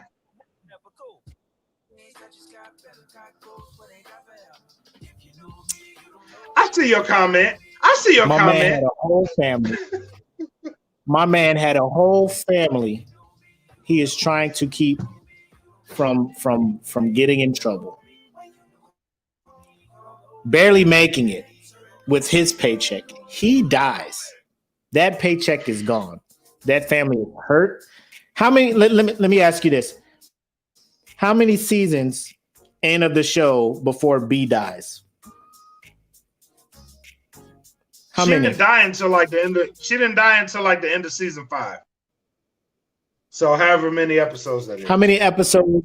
How many seasons of Good Times was there before James passed? What's the over under? More than 5, right? Maybe.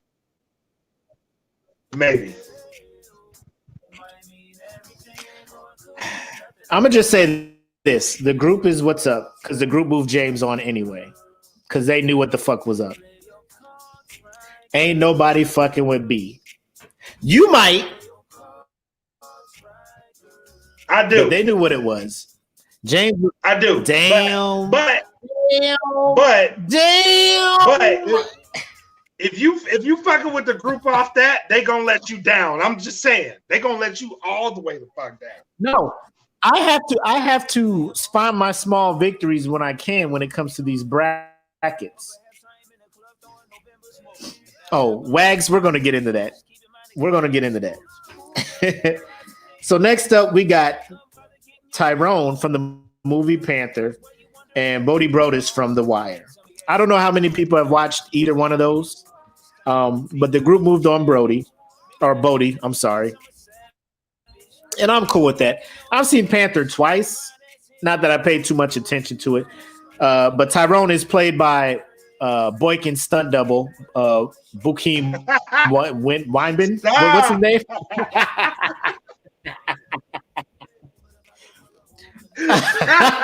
Y'all know the motherfucker I'm talking about. Dude look like Boykin. But he did give himself up for the crew. It was supposed to be an emotional moment, but like I said, I don't really fuck with Panther. It's not like a go-to movie that I go watch. Like I would probably say Cleo from Set It Off is a sadder death, maybe, but you know, that's just me. Man. But the group moved on Bodie, and I'm cool with that. Moving on, We got Little Saint. This is the one that I was just like, y'all fucking up. Y'all don't even read shit. Little Saint versus Clay Morrow. Let me ask y'all, who's watching this now? Who is watching this now that thought Clay Morrow's death in Sons of Anarchy was sad? I'm waiting for y'all to answer some shit. I'll wait. Watch, ain't nobody gonna answer shit. They ain't gonna answer shit. Watch. Look, we already lost somebody. We went from 5 to 4. They was just like, oh shit. They talk about me. They get real. They get real. Let me just say this. Clay's death was supposed to be celebrated because he was an asshole and a racist. So his death was when he died. I was sitting scope T3 in Korea, and I jumped up. I was like, yes. Die. It needed to happen. It needed to happen. Little Saint, granted, you didn't see him die, but the story, like, so I mean, the fact that I didn't see Little Saint die, I didn't see what happened. The acting was bad, and you got served. He didn't really sell the death, and in that scene, so it was just like, Seeing how Clay was an asshole, Little Saint wasn't. You know, Little Saint was the saddest death. That's how I went about it. And the group disagreed. They thought Clay's death was sad. So Clay moved on.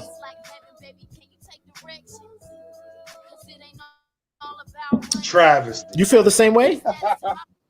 No. I wonder why the fuck Clay was in this shit in the first place. You was like, how is Clay's death sad? I saw your comment. How is Clay's death sad? I was like, because they retarded in here. I didn't say that. I was like, because y'all don't read. All right. I was seriously like, what in the fuck?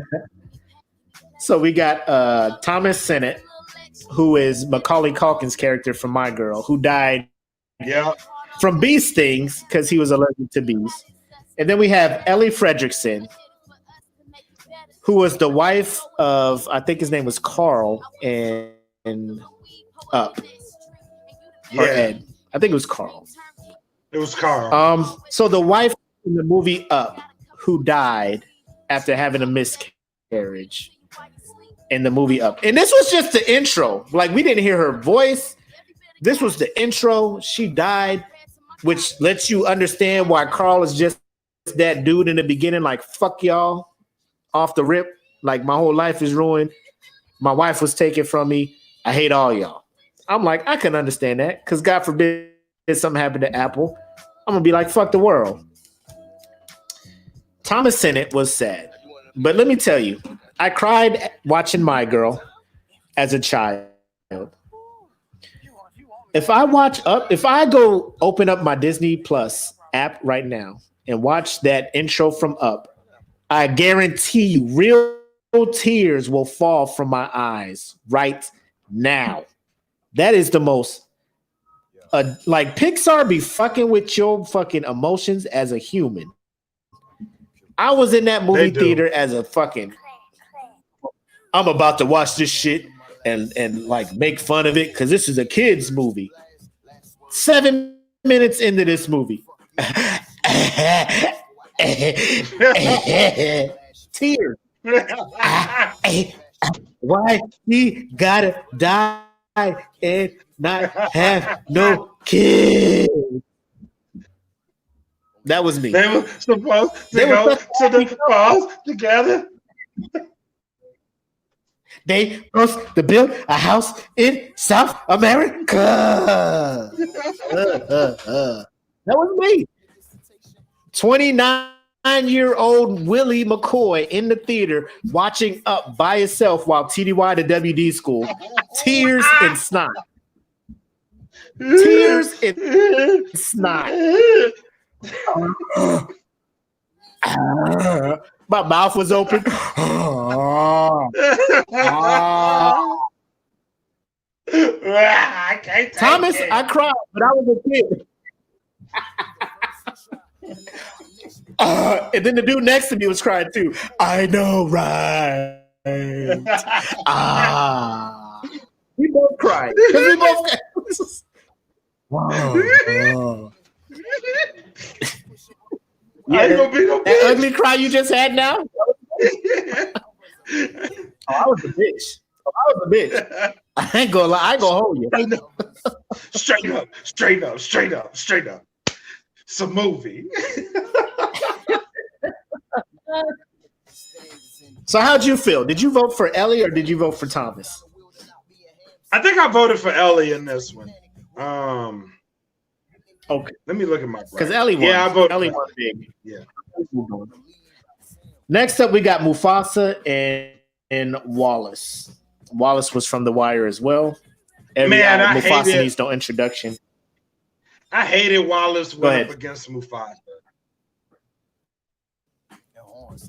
Yeah, you already know what it was. You knew Mufasa was running away. Anybody else, and it would have been Wallace might have won, but against Mufasa, nah. And these are childhood tears. Mufasa was childhood tears. Because if I watch it now, I'm not crying. It's not the same. But I just remember how I felt as a child. Like, yo, that's fucked up, my guy. My dude didn't deserve it. In the grand scheme of things, like, I gotta go with Mufasa, but I mean, it's like the dad. It's like the Good Times dad, but it's just a lion. You know what I mean? He was providing for the kids. Whoa. You know what I mean? Teaching his kids life lessons and shit. First of all, you just gonna say Good Times dad like he ain't had a whole name? First of all, like James Evans. That's what Mufasa was. He's like James Evans. But let's not act like Mufasa ain't black out here in these streets. You know what I'm saying? Mufasa was the good dad. Mufasa was like like Lawrence. Now listen, Mufasa was like Lawrence Fishburne, the Boys in the Hood. He had all the wisdom. He was shit. Mufasa. He had white privilege, man. He didn't struggle for shit. Mufasa ain't struggled for shit. What the fuck? He had the flowing mane. He had the sharp ass chin. He had the motherfucking perfect upper body build. Scar out here in the streets. Scar in these streets. He had to work for that shit. He didn't work for nothing. Scar. This is why Scar was mad. Scar was like, dog. Scar was like, all the lioness, bro. Are we having a Lion King discussion right now? Scar was like, listen, save this shit for after hours. All right, cool. We're gonna talk about this shit. We gonna talk about this shit. Save this shit. I voted for him here, but let's not put him on a pedestal. Let's not put him on a pedestal. We put Mufasa up there. We putting him up there. He's up there. You putting the pussy on a pedestal. You put him on a pedestal right now. You're making it this Greek god put to life. So moving on. We got Jiraiya, the pervy sage from Naruto. RIP, pervy sage. And then Glenn from The Walking Dead. And I'll be honest with you. I stopped watching Walking Dead probably 3 episodes into season 4 because I was just like, Carl is annoying as fuck. Rick is just annoying as fuck. I can't do it no more. Like, I'm zombied out. You know what I'm saying? Like, I'm not understanding what's going on. Like, how is this shit still happening? But of course, because Facebook exists, spoilers exist. So I know the whole thing what happened with Glenn and Negan. And I'm just like, damn, that's fucked up. But I wasn't really a big Glenn fan. You know what I'm saying? I was just like, I was mad with that show because they were killing all the black people except Michonne. Like, who is the black dude that was with them in the first? T-Bone or T-Dog or whatever his name was? He made it all the way to season 3. He lasted a while. The only black dude. He lasted a while. Well, no, there was another. T-Bone? No, he didn't. T-Bone lasted a while. He made it to season 3 and was fucking gone. Yeah, there was another. The racist dude, Meryl.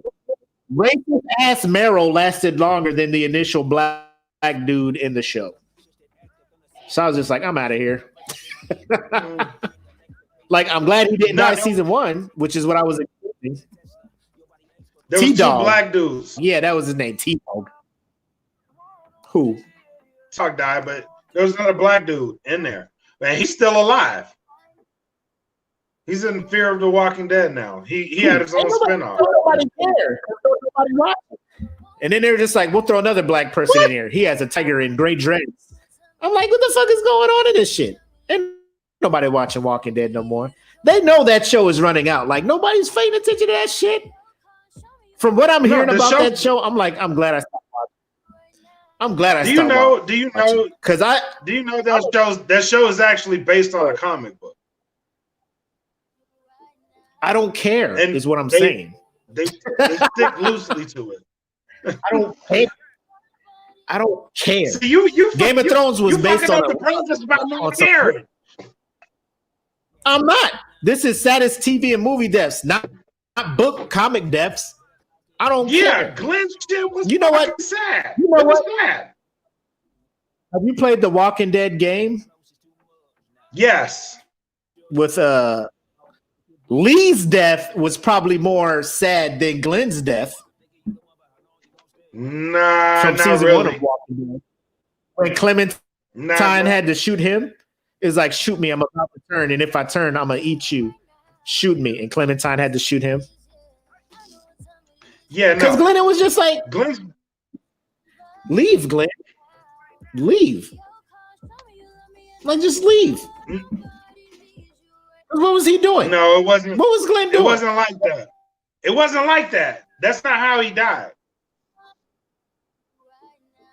Anyway, that's not how he died. The people who voted, how'd he die? They was all cuffed up. Negan had that fucking bat with the fucking barbed wire. Somebody said some shit. He lost his shit and beat the shit out of Glenn, right? Or no? No, so he told them to pick somebody that would die. Nobody picked, and then so he just killed one guy. And he was only going to kill one guy. And then somebody fucked up and said something. So he killed Glenn. Glenn wasn't supposed to die. Well, he did. So he was supposed to. So that's what he was supposed to only kill Abraham. It wasn't like sacrifice himself for nothing. It was just Negan was that dude that was bop bop. And the group, first of all, the group contradicted itself because they were just like, Negan's a relatable. So why is Glenn's death sad if somebody you relate to killing motherfuckers killed Glenn? That's why Negan made it fun that fucking Walking Dead. Because Negan is an asshole, but there's a story behind him that why he's relatable as a villain.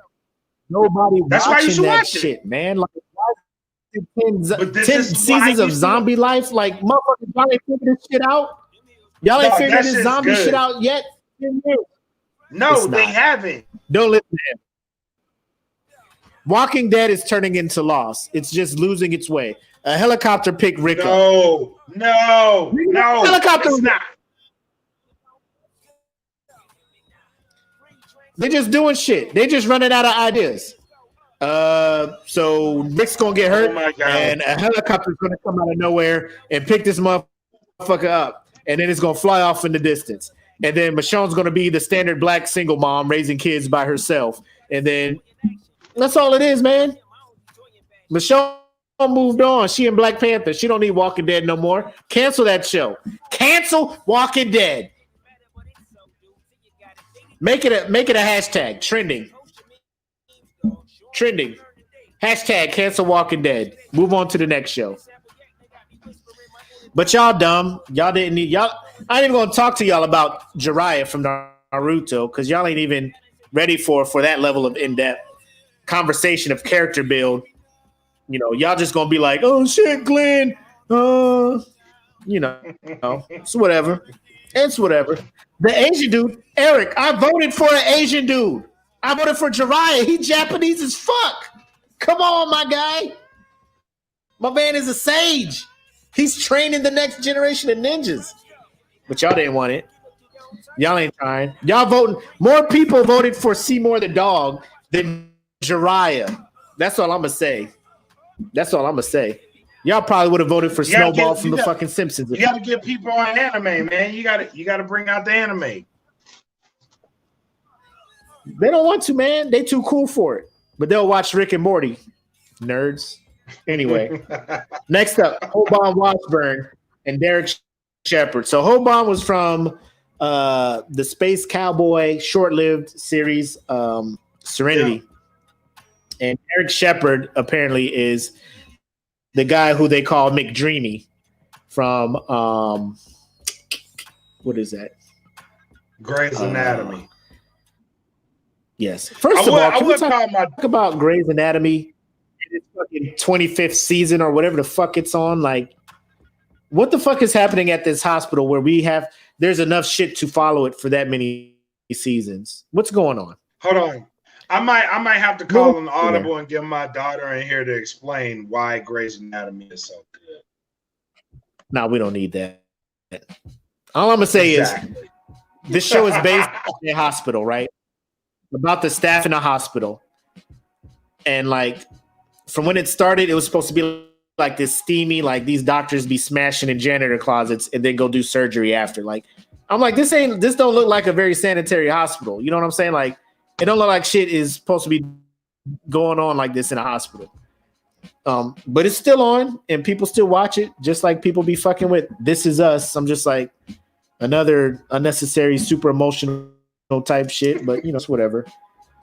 I voted for Hoban because I'd be fucking with Serenity and Firefly and anything that has to do with outer space, bounty, pirates, all that shit.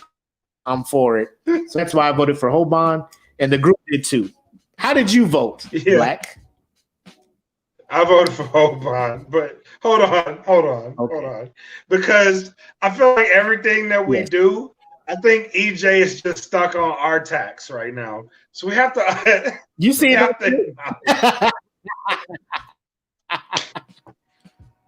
We have to acknowledge, bro. Our tax is sad, but I can list at least 5 deaths more traumatizing to me as a child than our tax. That's all I'm saying. My man Wag says his wife won't watch past season 8 of Grey's. Why not? What happened in season 8?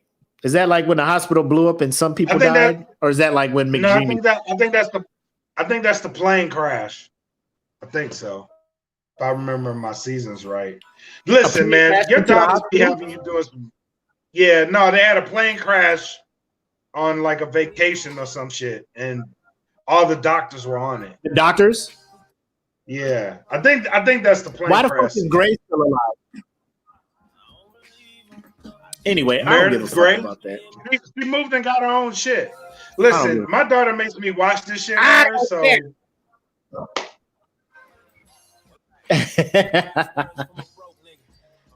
it is what it is. Do not dismiss our tax. I will dismiss our tax because y'all put. God, we got to get through this episode. Y'all gonna make me back to this. Y'all gonna make me because I can tell none of y'all watch Simon Birch if y'all voting for this horse that's been alive in your life for 15 minutes. Anyway, so back to the other side. Our number one seed, Opie Winston, up against Artax. Yeah. Why did Opie win by 1 vote? Like, y'all was hung up on. Have y'all seen shit. Sons of Anarchy? Do y'all not understand what Opie did? What he did? And oh my God, I don't want to get too much into it, but y'all fucking up. Dude, y'all was fucking up. I might cry remembering that shit. Like, it's still too soon for Opie. It's still too soon for Opie. Like, when he walked in, he was like, I got it. I was like, no, they gonna fucking kill you, Opie. They gonna fucking kill you. Dog, I was so emotional. Like, you wanna see crying? You wanna see crying? I'm already not cute as it is. Like, you wanna see ugly crying? Like, just let me shed a tear. Opie had me fucking bawling. Like, bro, like, I'm not even supposed to be feeling like this. Like, I even was like going into it. Like, when he said that shit, I was like I go into my normal, it's a show, man. Don't feel this way. It's a show.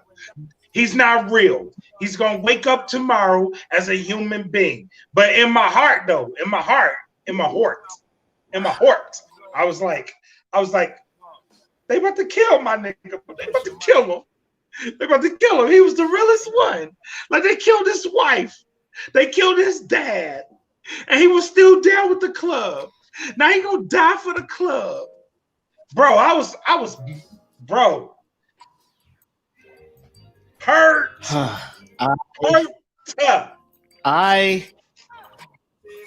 First, you went in. Let me just say this. For the people who barely let Opie get through, they ended up in jail because of some shit Trig did, overreacted to some other shit that had nothing to do with Trig. They all end up in jail because Trig kills the pregnant daughter of the black gang leader, Pope. They all go to jail. Pope was just like, Poe was like, I will let you guys out if you give me a body, like a body for a body. Jax was going to go in there and take the shit. I was like, where the fuck? Why Trig ain't jumping in there? Trig is the reason y'all in this bitch. Yeah. Why Trig is not? Hey, Mob knows Trig should be in there. He ain't going in there. Jax was like, fuck it, I'll take this L. Opie was like, Opie had, if you're doing 6 degrees of separation, Opie had nothing to fucking do with the fucking shit. Opie should have killed Clay because Clay hit on Opie's girl. Opie was like, my God, you shot my girl in the fucking passenger seat of my truck, nigga. But he was still down with the gang. He was still down with the club. The club, he gave everything to the club. They killed Opie's dad, and he was still down with the club. What do you want from Opie? And he down with the club. He was still like, yo, like, do you remember? Like, it was sad. Like, Opie's story was just so sad. Like in season 2, I was like, damn, Opie, I feel so bad for you because after they killed his wife, like him was like, he was like, oh baby. I was like, that's fucked up. And then like when they killed his dad, I was like, yo, he gonna snap. Like he finally gonna snap and he gonna kill Clay. And I was like, he's still down. He's still loyal. He's still loyal. And then when he went in there, he was like, it's okay, I got it. Because Jax was so close. Jax was just like, bro, I'm gonna make this better. We're gonna change the direction of the club. We're gonna do this. He was like, I fucks with you, Jax. I believe in you. So much that he gave his life to make sure Jax can fulfill his dream to change and make the club legal and everything and make it. Oh my. Yeah. And y'all almost had the horse beat him. Stop playing in this group. Bro, playing in the group. Like Opie is still like a sensitive. Like I could bring my wife in here and be like, babe, how is Opie's death? And she would go into full detail. Like I remember sitting on the couch and just putting my fucking hands on my head, like this shit is horrible. This is fucking horrible. Yes. And then like the way Jax looked, like Jax looked like I am going to fucking kill whoever. He wanted to get in there and help him. He wanted to get in there and help. Yep. He's like, I am going to fucking kill everyone. Like, when they get out of jail, better kill Trig on sight. The minute they get out of jail, Jax better kill Trig on sight. And he did it. They let Trig. Let me stop. We wasting too much time on this shit. Yeah, we're going too deep. We're going too deep. After hours. We're going too deep. We got Shireen Baratheon. I'm sorry. Shireen Baratheon and Rita Morgan. Both deaths were sad, but like I said, as a father having a young daughter, Shireen had to move on, bro. That shit had me sad. I'm just like, Stannis, you gotta die. Like with I was like, fuck you, get out of here, bum. So this one was your fault. Frosty the Snowman entered the fucking battle because you posted that shit and motherfuckers was agreeing with you. Frosty the Snowman against James Evans from Good Times. Frosty beat James. Explain yourself. Bro, I don't give a fuck. I don't give a fuck. I don't give a fuck how old you are. Explain. And how much of a good.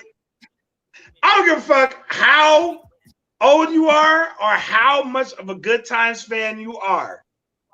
All kids, every kid loved Frosty the Snowman. And don't act like you didn't. Don't fucking act like you did. You loved Frosty.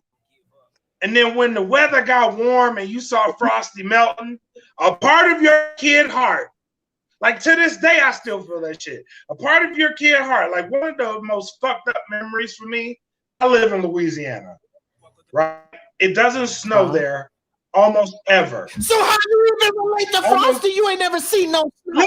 Listen. You ain't even built no snowman. You ain't even built no snowman. Listen. Hear me out. One winter, it fucking snowed. Right? So we built snowmen. Like the country ass niggas we are. We built fucking snowmen. Put carrots on the motherfucker, old buttons from shirts. You know, we had scarves around them. We didn't even know where the fuck we got the scarves. It's fine. We built ourselves a Frosty. So you know what I did? I took the head of Frosty and I brought that bitch in the house. And that bitch melted in like 5 minutes. My grandmother was pissed. She was pissed as fuck. First of all, I'm going to say, you sitting there voting for Frosty. You the one killed Frosty. Bringing that shit in the house. It fucking hurt to have that knowledge. It really did. It hurt me to have that knowledge. I was like, the TV's real. So as the murderer, you trying to feel sympathy now. You the one killed the motherfucker. But didn't we all kill Frosty? We built the motherfucker. Nope. I ain't never built a snowman in my life. You ain't never built a snowman? I threw snowballs at my head. No. Nobody. Everywhere I lived as a kid, it would snow. Well, the only place I lived where it snowed was North Carolina. And the snow ain't stick on the ground long enough to like roll up and build snowmen. It was just enough for you to roll up and make a snowball, put a rock in it, and somebody. We had that one winter. Anyway, it didn't snow. So you're telling me, you're telling me as a black man who has a family, James Evans' death and watching his family move on from his death is less meaningful to you than a magical, mythical, never before, not real shit snowman melting. All I'm saying is that shit hurt. I mean, feel the way you feel. Feel the way you feel. But you're what's wrong with this group. That's all I'm gonna say. So all that shit you calling them out for all this other shit? Nah, man, you part of the problem, B. You problem. Yep. You part of the problem. All right. Next up, we got. I'll take the Sons of Anarchy reference. I'll accept that. So now we got Bodie from The Wire and Crystal's kids from For Color Girls. Now, I have not seen For Color Girls. I had to Google that whole scene. That was some sad shit, man. My man showed up there with her kid, trying to tell Crystal, I'm the dude. I can marry you. I can be that good father. And she was like, nah, I ain't feeling you. So he was just like, well, your kid's going out the window. And he legit just dropped these kids out the window. Like on screen. I'm just like, oh shit. Second, let me just bring this up. All you girls out there talking about Michael Ealy is that dude. I love his green eyes. I love his hair. He's the dude that dropped kids out the window. So just keep that in mind. Willie Bo or Bo Willie, whatever his name was in that scene. That shit was a scene. I voted for Crystal's kids. Again, I'm a parent. I had a soft spot when children are dying needlessly in a show. You know, they weren't main characters in it, but I'm just like, bro, you wild. You ain't had to do shit like that. Like, if she don't want to marry you, just go to the club and find another girl, bro. Like, it ain't the end of the world. You be all right. Anyway, the group also moved on Crystal's kids. I was looking up their names. I couldn't find them. So I was like, Crystal's kids. Back to the other side. We have this dude named Jack Pearson. Did I read that right? Or is it Pearson? Pearson, right? Pearson, yeah. Going up against Clay Morrow. Now, here's where the group gets some common sense, because they're just like, yeah, Clay's death really wasn't that sad. This dude from This Is Us, he's real sad. Let me just say this off the rip. Everything that happens in This Is Us, y'all motherfuckers crying. I've never seen this show based off of Facebook statuses. Based off of Facebook statuses and shit, every episode of This Is Us, y'all motherfuckers be crying. I'm going to need y'all to grow the fuck up and realize bad shit happens in life. But explain this death to me. Explain it. Jack Pearson? Yes. So why did it touch your face so much? So in This Is Us, they allude to it a whole bunch before it finally actually happens. If you haven't watched it, have you watched This Is Us? No, right? No. All right. So they allude to it a lot, and a lot of it causes family problems on why certain members of the family feel the way they feel about each other, and why a lot of them feel guilty. So, for instance, there's a son that feels guilty. The daughter feels guilty, and they never really show it until, like, that is the big reveal. I think it's like season 3 or season 4. They reveal it on how he actually dies. Well, there's a house fire, yes, and Jack goes in to save them. Right? He actually succeeds in saving them and getting everybody out of the house. And then they go to the hospital as like a precautionary measure. And it turns out that he passes away because he inhaled too much smoke. And that shit was unexpected because he was doing good and then he passes away. But it ends up being it's a sad death because you didn't expect him to die that way. But the effect that it has on his family is how the show starts. His death has the effect on how his kids turn out. Okay. So this dude's death affecting his family is what moved you to feel this is a sadder death, right? Yes. So let's go back to James Evans real quick. Oh my God! His death affecting his family. His death affected his family. We're not sad on James Evans. We're not on James Evans. You know who you want to blame? You know who you want to blame for this shit? Blame the fucking group for voting the way they voted, or submitting the places, because that's how the bracket's built. I can't help if I feel like Jack Pearson is a sadder fucking death. I'm sorry. Okay. Well, yeah, I voted for Jack too, not even have seen it, because I know Clay's death was not sad for me. It was a celebration. It wasn't. I so let's just say that Clay Morrow was in here. Jack Pearson. Let's just say Jack Pearson goes up against James Evans. Who wins? Who moves on? Who is the sadder death? James. Really? Because you voted for a fucking Frost man to be sadder than James. Hey man, don't judge my life. I voted how I voted because my childhood told me that shit was sad. But if we're talking dad shit, then James Evans is obviously the sadder death. Don't be trying to put this shit on me, you goddamn spin artist. I know what you're doing. I'm gonna flip it.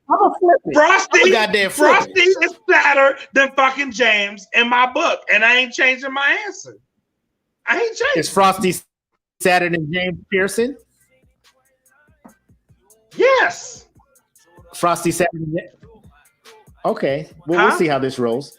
So next up, we got Ellie from Up versus Mufasa. And this one was close. Mufasa won by 2 votes in the group. I was expecting Ellie because as an adult, when I still see Up to this day, I cry at this part. Mufasa, as I got older, I have more sympathy towards Scar than I do Mufasa. I'm just like, this is your brother, Mufasa. Why is he living in caves 9,000 miles away from your fucking shit? You know what I'm saying? The group voted Mufasa over Ellie, right? Yes. All right. And I was just like, how? Like, Ellie is a full human going through human tribulations and trials and shit. You know what I'm saying? Like, yeah. Mufasa was like, if Mufasa treated Scar better, Scar probably would not have killed this man. Am I wrong? You're right in wrong? a lot of ways. You're right. No, I'm right in the only way. The only way. No, because what if Lion King now? You watch Lion King now. What if they were? Are you crying when Mufasa dies? I'm sad still, yeah. I am. I don't buy it.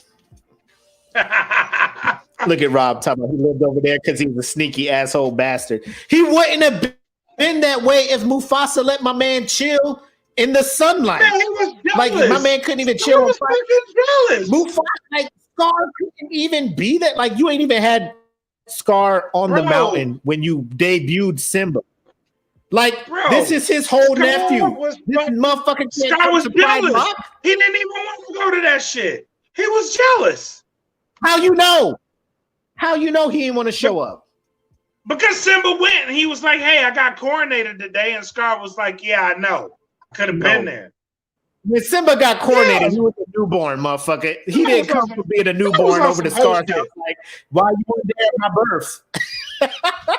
This was months later. Like Simba, this was years later. Simba went to Scar's spot. Man, Scar was. Yeah, like Simba just got held up. Went to Scar's house. Fucking Simba couldn't even hold his head up at the coronation. He ain't gonna go to Scar's house. Why were you not at my birthday? You know how newborns be. They can't hold their fucking head up. Scar was sitting there eating bugs and shit. Scar was like, let me eat, bro. Mufasa's like, nah, because I'm the leader of the herd and I don't want you smashing my broads. That's all it is. And he knew Scar was going to get them lion cheeks because my man had a scar on his face. You know, chicks be digging the hood cats, man. Chicks dig dudes with the motherfucking scars and shit. Mufasa out there looking all perfect. Scar get up there like, I know hood shit. I can defend you. That's me, girl. I'm from the streets. Mufasa up here, he don't know shit. If Mufasa was real, he would have known which cliff to climb to get out of that bitch. But he ain't from the hood. He don't know the streets out here. He used to Pride Rock and shit.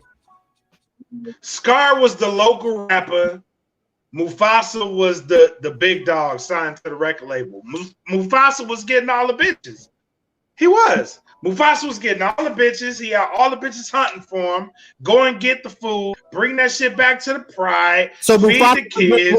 Have the babies. Right? What? Mufasa forgot where he came from, though, right? He forgot about family. Is that what we're doing?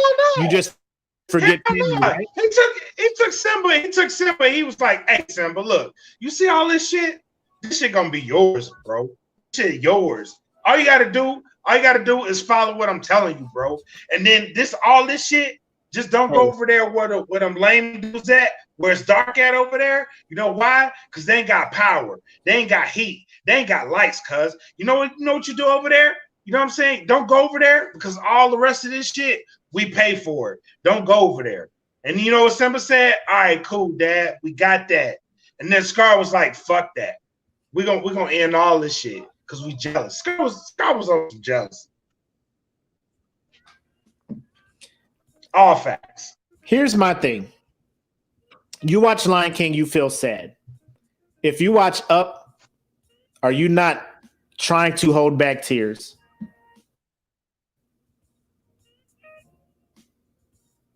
And you can be real. You can be real. Watching Up.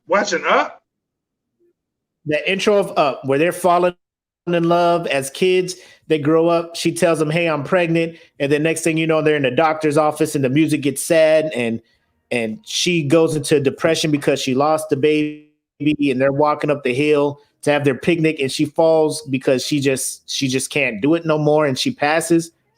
You just sad like it's Mufasa again? No, I didn't feel like that. Tell the truth. I felt with Mufasa. It was sad, but I didn't feel like it was Mufasa level. So right now you're saying that a cartoon lion dying is way more sad than a woman who gives up on life because she cannot produce a child. That's what you're telling me right now. She didn't give up though. She was sick. That's what I got out of it. She was sick. No. So the cartoon lion dying is sadder than a woman giving up on life because she cannot have children. I want you to say it on record. Hell yeah, that's sadder. Because he got killed, bro. He got killed. Because he forgot where he came from. How? So he went down there. You make it big. You make it big. You just not going, like, you have a kid. You're not going to let your brother come and see your kid? Bro. You be like, nah, stay in the down there. All right. Listen to this. Let me paint some reality into you. Like if somebody was if y'all are watching, this is a sneak peek of how the after hours be, just to let you know. But continue. So if you about that, right?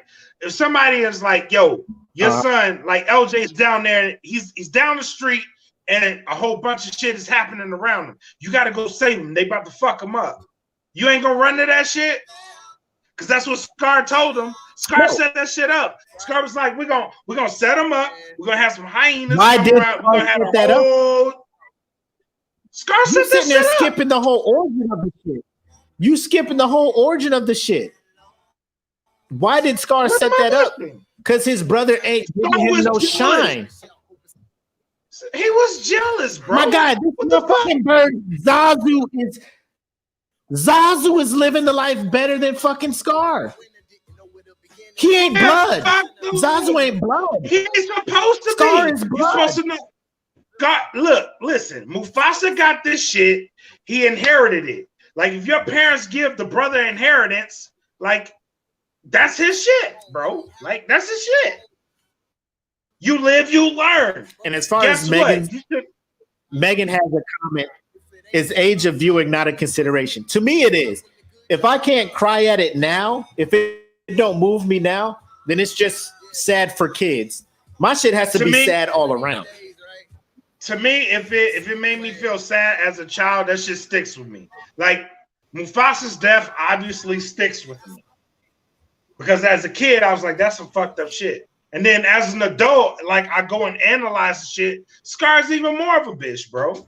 He's even more. Like he was jealous. He was jealous. How come you don't hold Mufasa? Let's move on. This is after hour shit. You need to hold Mufasa responsible, hold him accountable for forgetting his family. That man made it and forgot where the fuck he came from.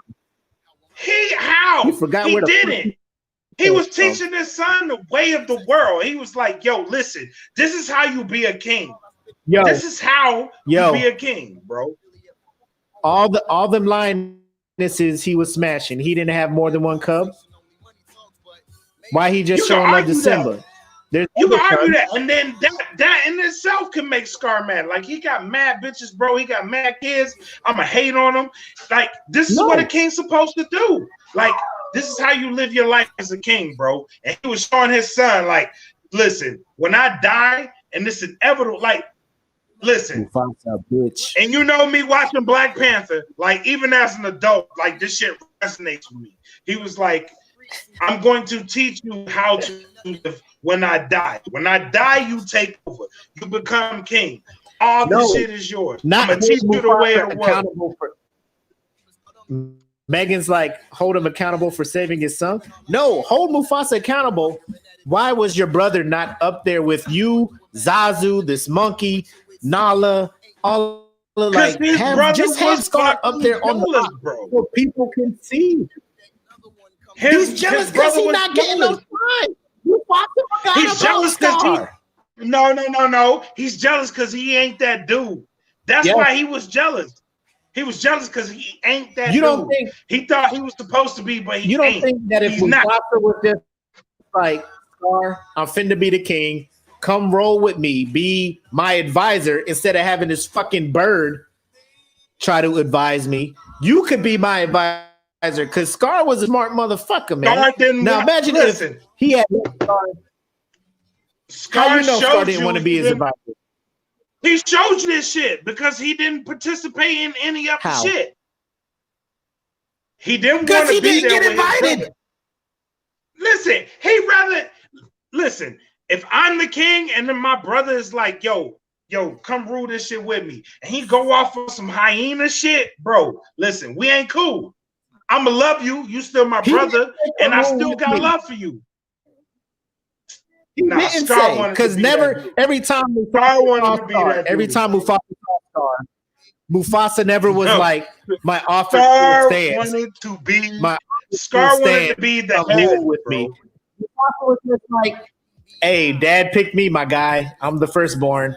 I get the broads. You go live in that cave over there, and we'll throw you a wildebeest every now and then, my guy. And then he gonna send his son over there living lavishly. Hey, go see your broke ass uncle and tell him how we living up here. Like Scar ain't gonna be like, yo, this the last straw. Like you ain't gonna be flaunting this shit in my face the whole time. I got something for you. That's how it go, man. That's Mufasa got what he deserved. That's all I'm gonna say. Moving on. Moving on. See my face. Ellie should have moved on. How about that? Ellie should have moved on. Now we come up next matchup. Pusey Washington from Orange is the New Black against Glenn from The Walking Dead. The fact y'all didn't have Pusey move on, I lost faith. I just knew this bracket was not going to make sense at all. At the fuck all. Pusey died because a cop choked her to death. Knee on her back. She couldn't breathe. She kept telling him she couldn't breathe. He was like, shut the fuck up. A whole riot was going on in the prison. She wasn't trying to participate in the riot. She died. And that ignited the riot past whatever. Glenn, my God. Like, there's zombies and shit. There's whole factions. Like, you were going to leave sooner or later.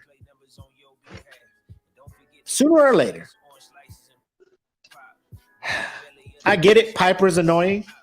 Trust me. All the people who died in Orange is the New Black, I'm like, how is Piper still here? They should have came together to be like, get this annoying bitch up out of here. Kill her. Kill her. She in here crying because her husband ain't here. Then she's smashing this broad in here. Then she cheating on this broad, talking about she want to get back with dudes. And I'm just like, bitch, you got to go. Right? Glenn, like I said, I didn't watch up to that point. I seen the scene that he dies in. I felt nothing. I don't know if it's because I stopped watching. It's because you stopped watching. I don't know. Y'all felt Glenn was more, so I'm just like, okay, but I mean, I ain't judging nobody for not voting for the black woman who died with the cop's knee on her back. I'm not judging y'all. I'm just saying, to me, emotionally, that got to me a little bit more. That's all I'm gonna say. Like, Glenn was cool and shit, a little diversity in the group, but I'm just saying. Next up, Hoban and G Baby. Y'all ain't even give G Baby a chance. Y'all was just like Hoban. And I lost more faith in the group. G Baby. How do you vote a dude? I don't think I. How do you vote a grown man who lived his life? You voted his death more sad than a child who just found acceptance with kids bigger than him after being picked on for being so small.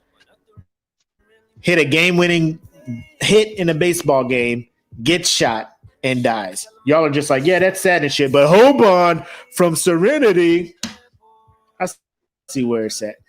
I see how y'all think. Y'all don't let the kids like Mac let the kids. You know what? In all honesty, I might have missed that vote because I was wondering where the fuck G Baby was. And then I think I picked it up in round 2 with Hoban and whoever I think Glenn. Even if you voted, it wouldn't have been enough votes. Hoban would have won anyway. Look, Eric. Eric is fighting for Glenn. I don't give a fuck about Glenn, Eric. I know you got to because, y'all both, Asian and shit, but I'm with you. I'm with you, EJ. Nah. I'll go back and look at it. I'll go back and dabble and find out what the fuck is up with that. That's probably like a TDY watch or something, Walking Dead. But so Hoban moves on. So coming back over here, we got Opie from Sons of Anarchy versus Shireen Baratheon. Opie moved on, as he should. Shireen is sad. But Shireen is sad. If you did not hear our dissertation, about Opie, rewind it and listen to that and see why I'm so passionate about Opie. Or come to the Patreon because we're gonna talk about this shit in the Patreon. Oh, we're gonna talk about it. Then we got Frosty the Snowman, who shouldn't be here anyway, against Crystal's kids for Colored Girls. Crystal's kids moved on. And then Crystal's kids had to go up against Opie, and Opie demolished them and made it to the final. So Opie is our first dude in the final. I thought that should have been closer. I don't think was that vote close? No, it was 28-2. Yeah, I think that vote should have been closer. That was Crystal's kids was sad. It was sad, but did you not hear how Opie was just loyal to a fucking fault? Yeah, and we grew to love Opie. The kids were just there. Like, I don't even know their names. You know what I'm saying? I'm just like, damn, these were Crystal's kids. It's sad. But I went through this series watching Opie get fucked over by the club over and over to remain loyal because his friend was loyal to the club. He was the vice president. And then they get screwed over like that at the end. Like, damn, Opie, you should have just got the fuck out when they killed your girl. But, that's just me. So Opie is in the final. So we got Jack Pearson versus Mufasa. Mufasa won 47-2. So apparently Jack was not that significant of a death to be the second seed overall. That's just me. Then we got Glenn and Hoban, and Glenn beat Hoban by 2 votes. So now that final is... Oh, did my phone just die? I think it did. Either way. Mufasa versus Glenn is what we got. And Mufasa beat Glenn 27-8. So we have Mufasa and Opie is the final. Yeah. Mufasa and Opie is the final. And I was about to bring the results up, but my phone died. So now I got to go real quick on the interwebs. Let me, find out I'm on it. Because that's the one I'm... Hold on. All right. Because I'm already in. I got to bring my cable up here. Yeah, I figured that out second show in. Second show in, I was like, let me not forget this cable. So, in the final, wow, this is it should shocking. Be was it close? So the final, no, it was not. The final was Mufasa with 40 votes And Opie Winston had 18 votes. So Mufasa won the final. Ladies and gentlemen, this is the final episode of the Smoke Pit. I am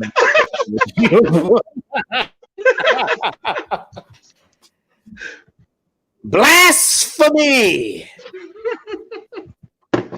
Blasphemy. I voted Opie Winston. Opie Winston won my bracket. There was just no getting around that Opie was the saddest death in this shit. There was no getting around it. Not for me. Finally loyal and gave up his life for a club that didn't even go leave, that didn't even go straight. Like, he gave his life for his best friend who ended up dying anyway at the end of the series. So it's like, I don't know. I'm just saying, if I was in a group and that group killed my wife, I'm leaving the group. I don't care how cool I am with you.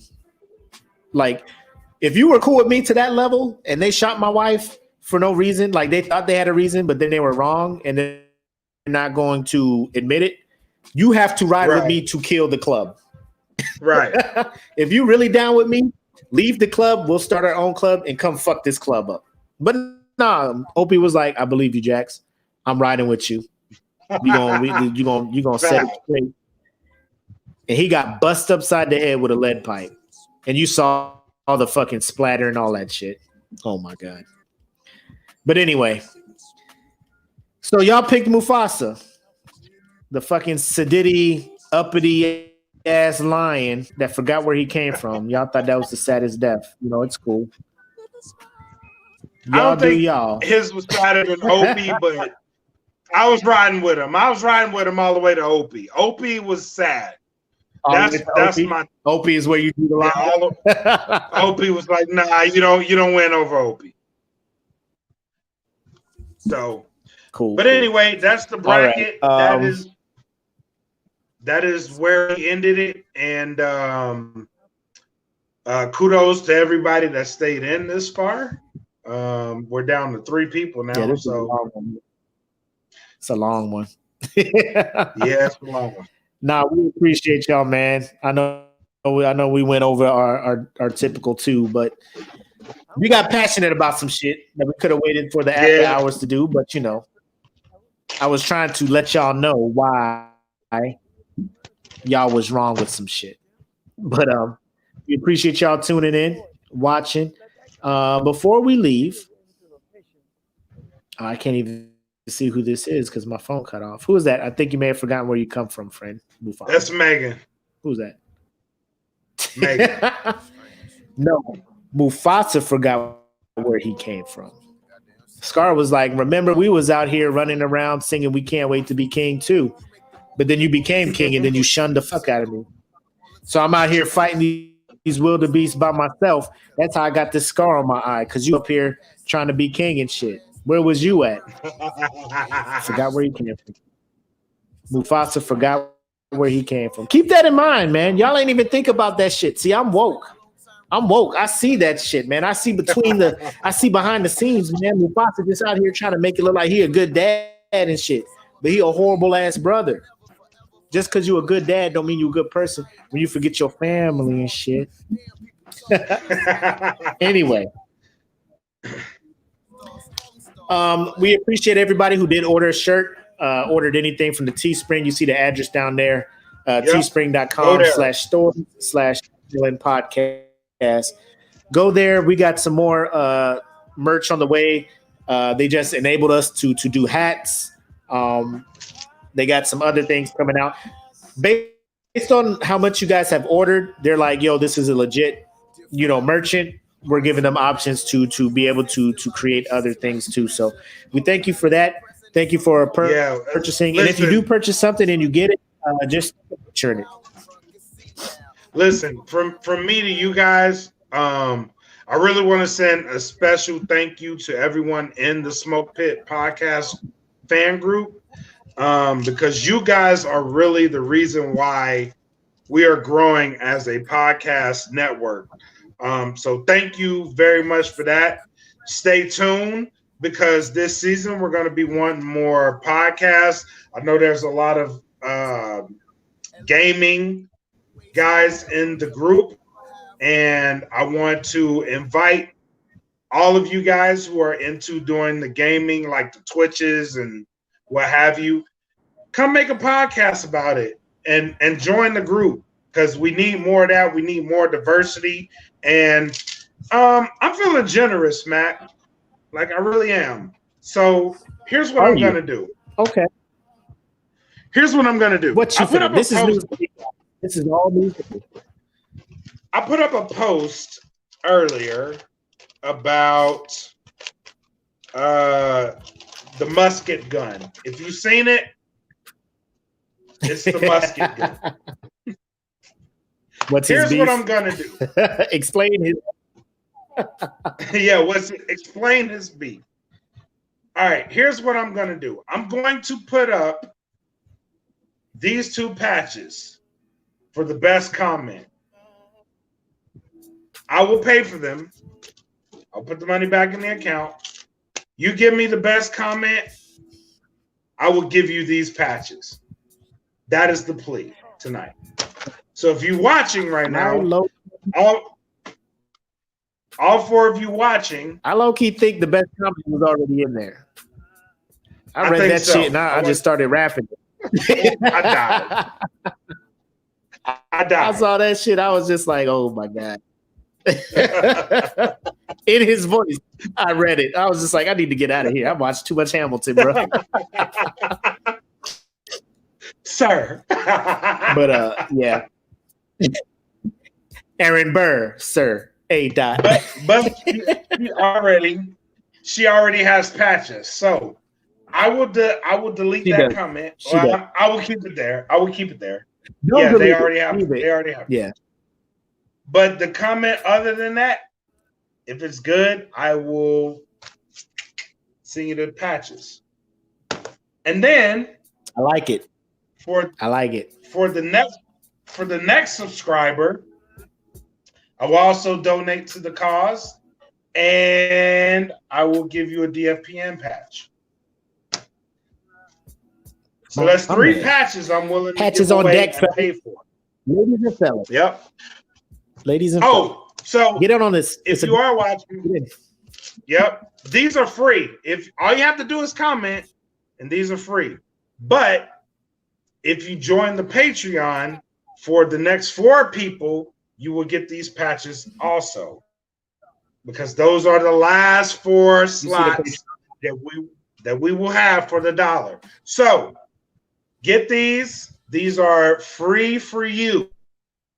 All you have to do is join the Patreon for $1.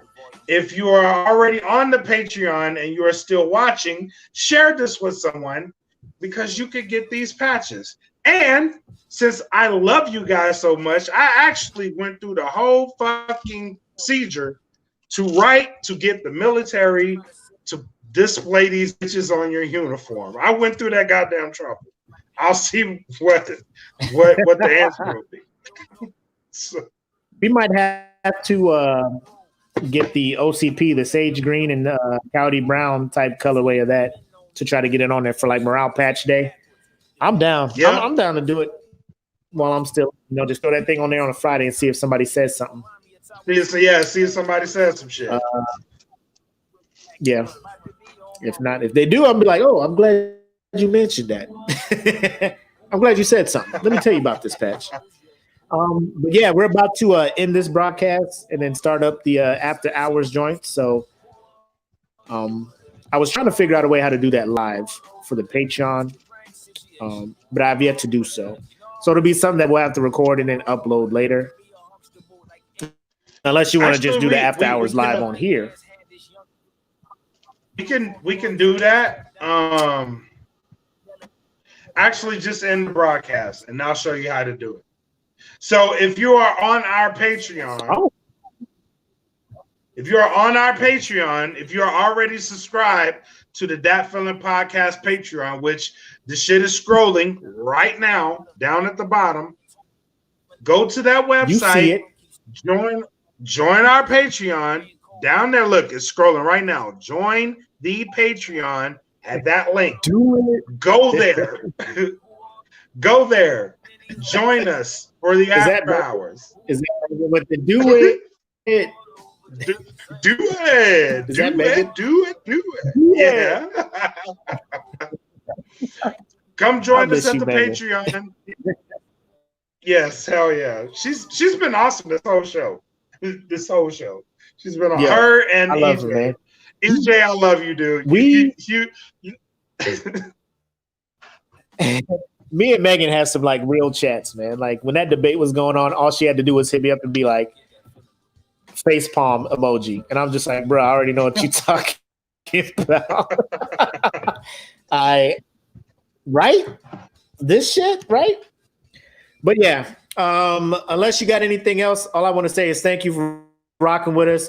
We came back from Dayton. We're ready to go. All that stuff we were talking about at the beginning, that energy is still here, and we're going to provide that for you. Yes, sir. Season 3 of DFPN Feeling Podcast Network is live, and we are coming with that shit for y'all. What up, Gus? Another drink it is. You know, I'm on empty, so when we start this after hours, I just finished that frosted crown from the freezer is coming up here, my guy.